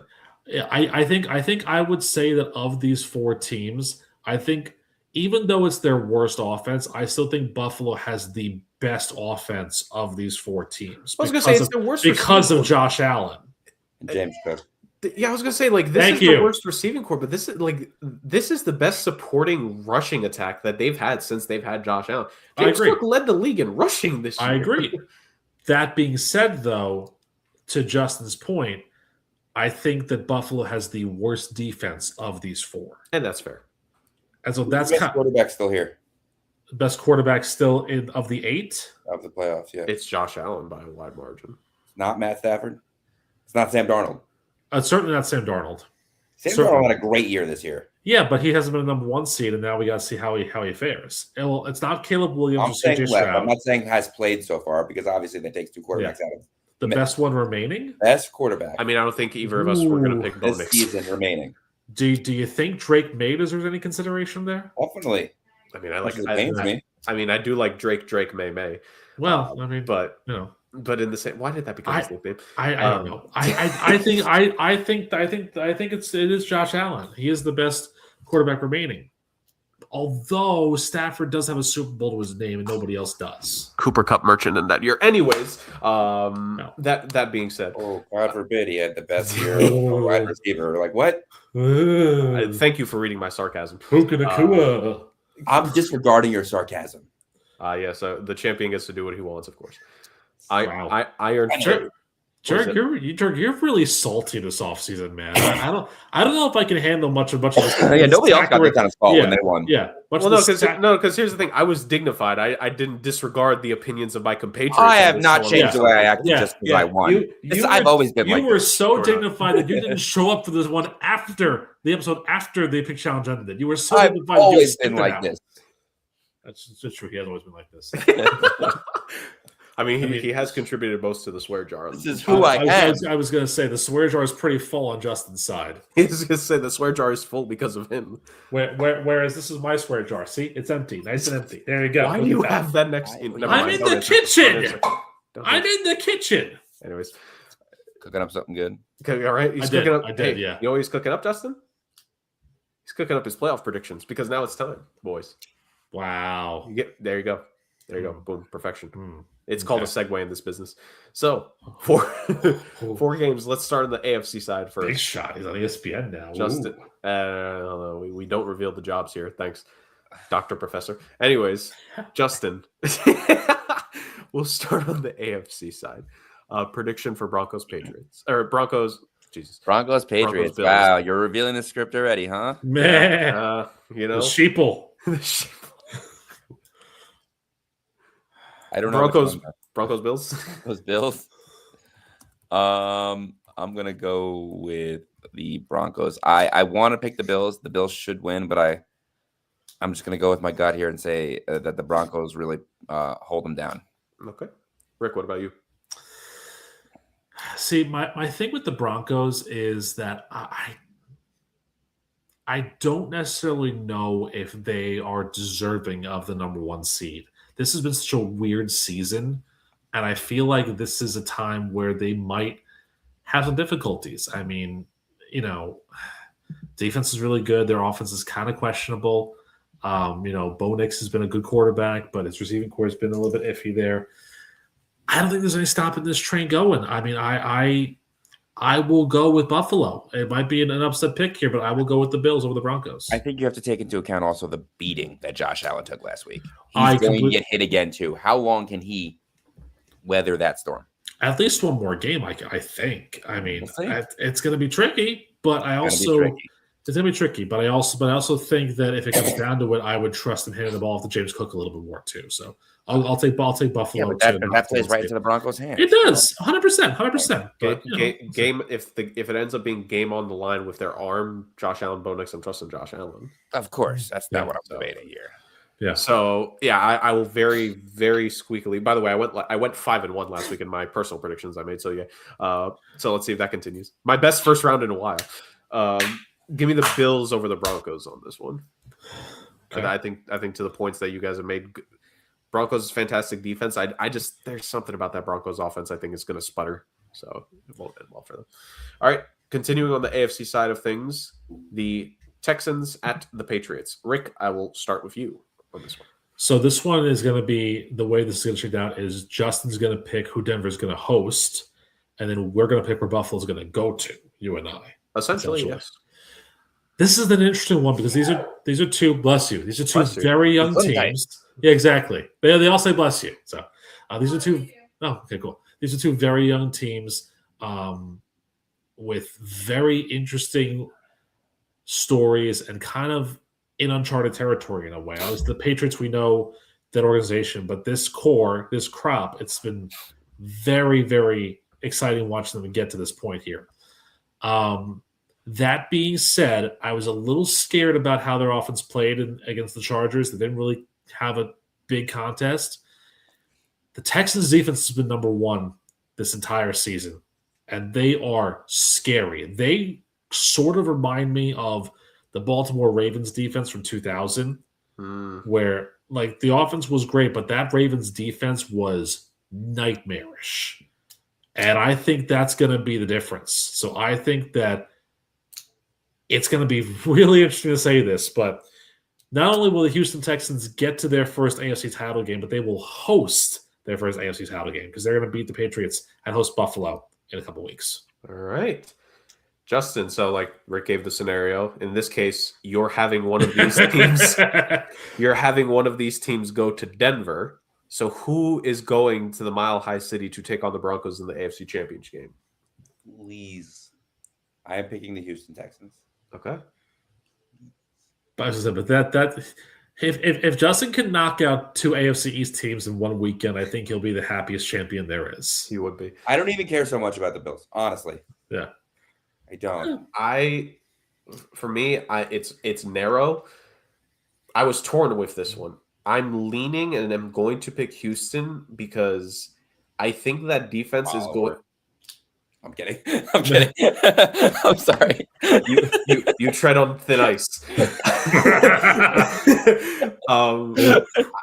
Here's the thing. I think there's a chance that the Texans win this game, but Drake May might still play better than CJ Stroud.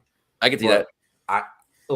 I think the Texans defense alone and their special teams will probably make up for 10 to 13 points. I think CJ Stroud can at least manufacture one tutty. And I think that might be enough in this one. Like, this is going to be like a 20 to 16, 19, 14. Like, it's going to be an ugly score game. Like, I think this is going to be the equivalent to what Niners Eagles was in this past round. Like, I think that's what this game is going to be. And it's not that I actually trust Drake May a little bit more than I do CJ Stroud, but I really think this Texans defense is something else. I wasn't going to compare them to the 2000s Baltimore Ravens. Now, for the record, I don't care what the scenario is next week. If the Texans win, we're going to do a levels game with the Texans defense next week. But that being said, Justin can host that one. But yeah, I'll pick the Texans in this one. So for Rick and I, we have the Texans hosting the AFC Championship game against the Buffalo Bills, and Justin has the Texans going to Mile High to face Denver. So there's that. So quickly with this one too, it's going to be 34 degrees in New England, slight chance of sleet and possible snow. I kind of trust Woody Marks and CJ Stroud a little bit more than Ramondre Stevenson against the Texans defense if it's a running battle. And my Trayvon Martin more. Trayvon Henderson? Trayvon Henderson? Yeah. He's like the one I don't want to. I'm not going to say Mike Vrabel. I know he's not calling the offensive plays. The one thing with the Patriots is that I feel like the rushing attack has been extremely weird this season. It's been too inconsistent, and I just think that's going to cost you in a game where I think the Texans, for all the injuries that they've dealt with in that backfield, like you said, Rick, Marks is the guy, and they have veterans behind him that can pick up a couple of yards here and there. Yep. So that could be the X factor. So let's move over to the NFC. I mean, realistically, I just think that Diggs and the Patriots are more likely to choke than the rest of. It's fair. Yeah. All right. Anyways, go on. Let's move on. The NFC side of things. Sometimes I just can't help myself. Rams. Let's go Rams Bears for the first one. LA at Chicago. This is a tough one. We've given the reasons. Matthew Stafford has struggled in the cold. This Bears team have been the comeback kids this season. That being said, I'm giving a very, very, very slight edge to the Rams in this one. I think playoff experience. I think even in the cold, Matthew Stafford is due for a good dime here in the fourth quarter to make a play. They've got really good offensive weapons to make the difference. And that, again, we talk about defenses and how they play. That Rams defense, the Panthers just weirdly have their number this season. Couldn't tell you why. But this is the same Rams defense that we've been praising throughout this season. The same front seven that Rick and I have been praising the last couple of drafts, right? Like in terms of our draft lookbacks. Rick and I have always selected a defensive rookie from the Rams. Like this team is built for this. This could be the game where they get Kyron Williams back into the fold. I think the Rams will win. I think it'll be pretty close. I struggle to see if any of these games this weekend become blowouts. I don't know if we're necessarily going to get one. Now, if we do, might be the last one, but I struggle to see multiple blowouts this weekend. I think we get one at most, and I don't think this would be one of open auditions for a new panelist. Well, Bars is back from his honeymoon, by the way. So. I mean, the way you two are quarreling, like old bickering married couple, I figure, we'll get somebody new in here. Why not? I would never. I didn't say you.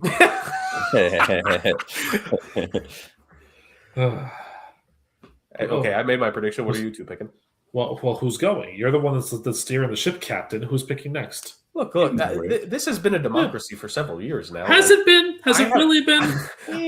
There are a number of times. I feel like it's a dictatorship that consistently gets overthrown. Yeah, it does. Quite often, as a matter of fact. So we're the Roman Empire. Yeah, there's a new dictator every you forget show. That somehow I'm still logged in as you, Jerk, so I can still just make anything go crazy, as you can see by my violence all night long. So I mean, you have that power without being logged in as me. This is true. Justin, please make the prediction. I thought Rick was going. Oh, oh no.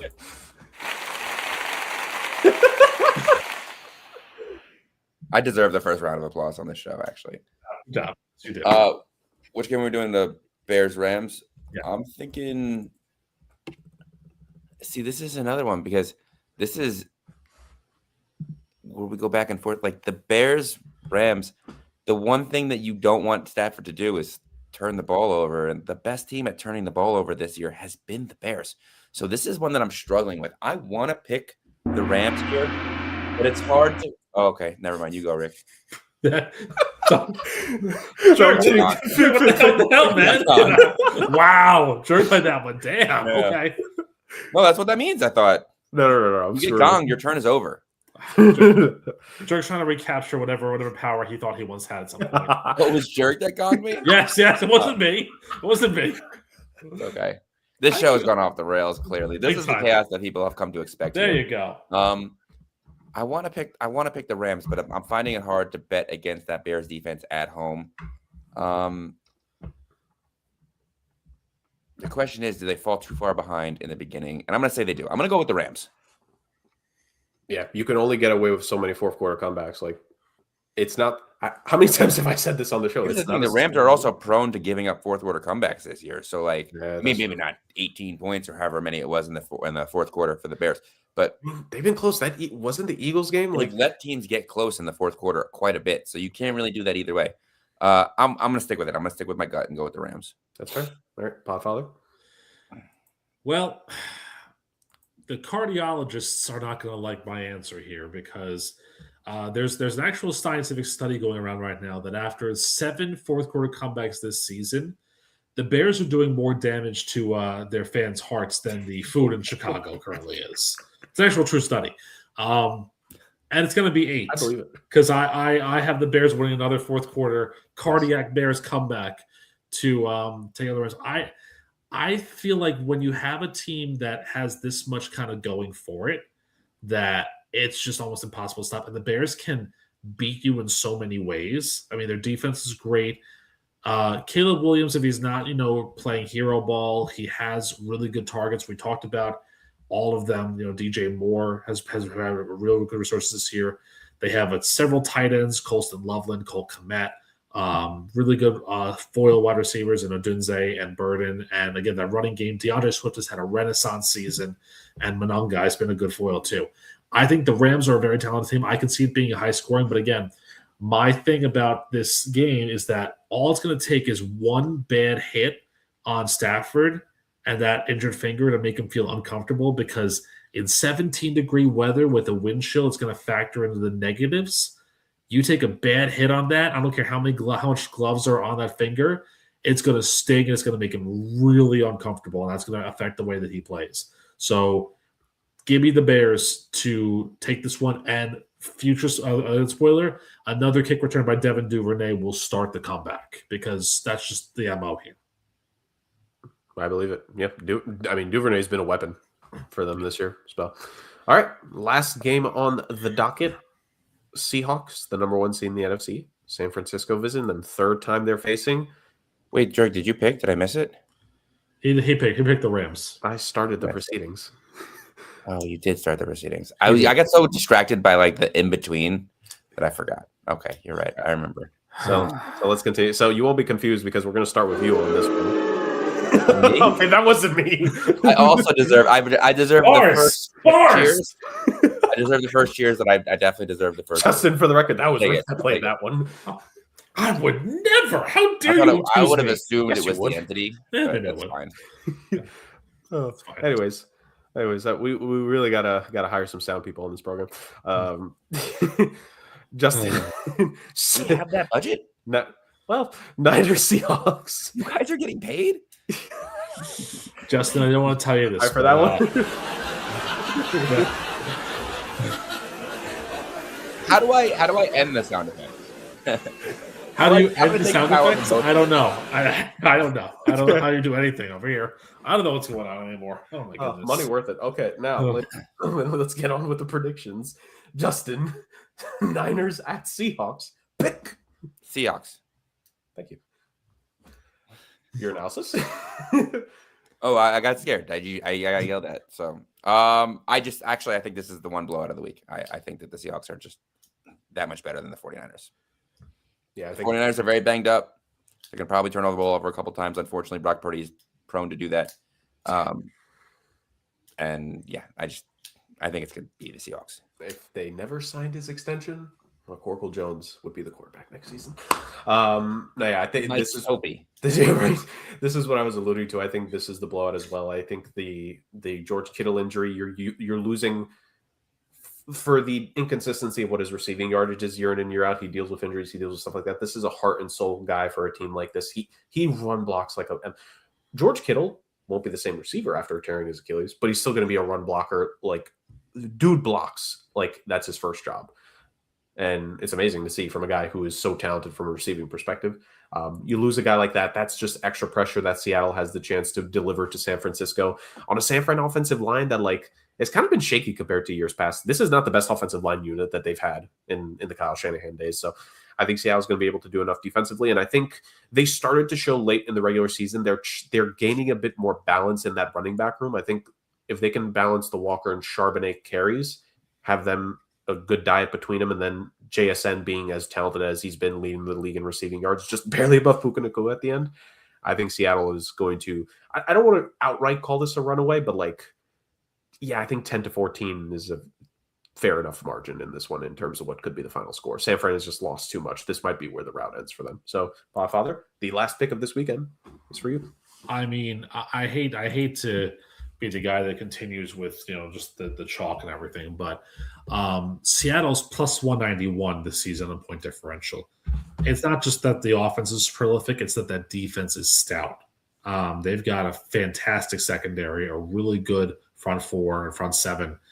You're right. I mean, we can talk all about, how San Francisco is resilient and they can run through injuries and they can do all of this. And, Christian McCaffrey is one of the best players in the world. But to me, this is the worst possible matchup for the Niners in the current state that they're in.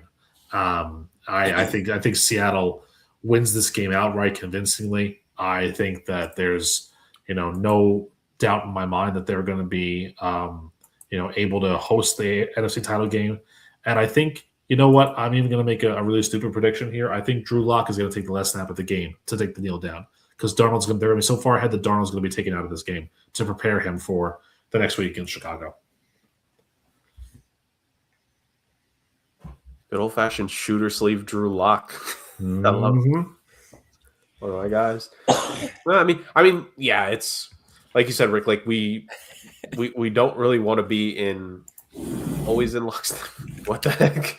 We don't always want to be in lockstep. We do want to try to be a little bit different when we can. But like this just kind of feels like the one to be the outlier of the games, the most likely, and all. And I am now all alone, ladies. Sorry, I just wanted to be part of the group. Ah, yes, perfect. Yeah. Thanks for letting me know. Anyways, Podfather, Rick was busy. He had to host last week. The costume change, man. We gotta give him a costume change. Yeah, right. Rick has. Oh, you didn't even know how right you were. You didn't even know how right you were about that. Yeah. All right, this show's off the rails. Stooges in the production truck. Let's get the lower thirds going. The Rand podium is here. He took last week off because he had to host and he had to do so many other things. A true, pure, proper Rand podium is here. So Podfather, give it. Are the Cowboys still going to be an honorable mention even though we're always long written over? Well, I mean, listen, they haven't fired Brian Schottenheimer yet, so of course they're going to be an honorable mention as always. They should do the right thing and fire him. He lost to the Giants in Week 18. How stupid could you be as a head coach? Number 3 on today's Rant Podium goes to former, wherever the heck he was before this, quarterback for Incarnate Word now, TJ Finley, who is now 23 years old and playing at his 7th stop in college football. What are you studying? What is your academic degree going to be in? I don't even think you know at this point because basically you have one more team to go to for as many semesters of college as you could possibly have gone to. A normal person goes to along 4 years. Like, this is why the portal is getting ridiculous. But it's not even the fact that, like, he's transferring to larger name schools. He's at Georgia State. He's at Incarnate Word now. He started his career at Auburn, and then COVID happened. It's just like, why can't you just stay at one school? Why can't you just stay in one spot? He's the new Keaton Slovis, which is not a good thing you want to be. You don't want to be like, how many credits transfer? I think 0. I don't think he even went to school, period. Come on. It's God. And shame on the American education system. As the doctor professor now, I am very angry about this American education system for them to transfer all over the place. Ridiculousness. Number 2 on today's Rant Podium extraordinaire is going to be, look, I'm in favor of this in the NFL, but I'm kind of not in favor of how teams are exploiting it. The Rooney Rule, which basically states that teams have to interview 2 minority head coaching candidates in order to then be able to make a decision on how to then hire their head coach or what head coach to hire. Because in theory, all you're doing is you're interviewing 2 people that you want nothing to do with, you have no chance of, and then you're going for the person that you're actually going to hire. I mean, look, Stephen A. Smith has a point, but I'm not going to take it in that direction. If you're going to bring somebody in to hire them or to interview them as a head coach, make it because they actually deserve the job and deserve the interview, not because you want to satisfy a work compliance grievance issue. Because that's what teams are doing. They're getting around that by satisfying it, by interviewing guys that they know they want nothing to do with. I'll give the Giants credit. They interviewed Raheem Morris and Antonio Pierce. If they bring on Antonio Pierce as a defensive coordinator under a good head coach, fine. Excellent. No problems there. But some of these teams do it just to interview, and it doesn't make any sense to me. So I no thank you there. And apparently Mike Kafka is also part of the Rooney Rule because he has Puerto Rican descent, which I didn't realize. I didn't know that albino thumbs belong to Puerto Rico. But anyways, that's just my personal opinion on the matter there. Number 1 on my Rant Podium this week is a phrase used in comedy and in monologues that to me doesn't really make any sense. I get why it's called the way it's called, but who decided to call it a tight five? Like what's the reason for it? I get it. It's a 5-minute comedy monologue. It's tight. It's quick. Fine. You made it so but a tight five, really? That's stupid to me. It's what are we gonna do? A loose 22 next time? Like what's the point of any of this? A fair weather 15? Come on now. Like we can do that better words for better names or anything. Tight five to me is like the 0.5. Have you ever seen the kids that do the 0.5 where it's like they have to get the iPhone camera out? Oh, make it 0.5. They can look like this, 0.5 like this. Like, no, like stop it. Stop it. Take the photo and move on for your life. Do the monologue, move on. If it goes over 5 minutes, so be it. If you're doing a really nice monologue and it's not a tight five, it's like 6, I'll be fine with it because it makes me laugh and it's funny. But stupid name, tight five. Very stupid. So please no. Please no more of that. You know, you saying that, I was listening to comedy special a while back, and he didn't say tight 5. The guy said tight 10. And I think there needs to be the alliteration. The alliteration of like tight 10. I don't know why. Something about that makes me laugh. Yes. No, I think that's better than, you know, the tight 10. I actually know that really is a fast 5, a tight 10, like I said, a loose 22, you know, just because it sort of rhymes, you know, kind of works out in that favor. But no, you won't see me in any comedy clubs doing a tight 5 anytime soon. No, we're going for a full half-hour lecture on everything. That's how we do it. Yes, indeed, ladies and gentlemen. And that being said, a full lecture indeed was this episode for all of you, ladies and gentlemen. You learned about the wild card round. You learned about the divisional round. You learned about Mike Tomlin being gone. If you somehow avoided that news this entire time, if we broke that news for you, I mean, you're off social media, which I actually kind of have to praise you for. And we learned many things on this one, ladies and gentlemen. And we're going to learn much more when we review the divisional round next week and preview and predict the conference championship games.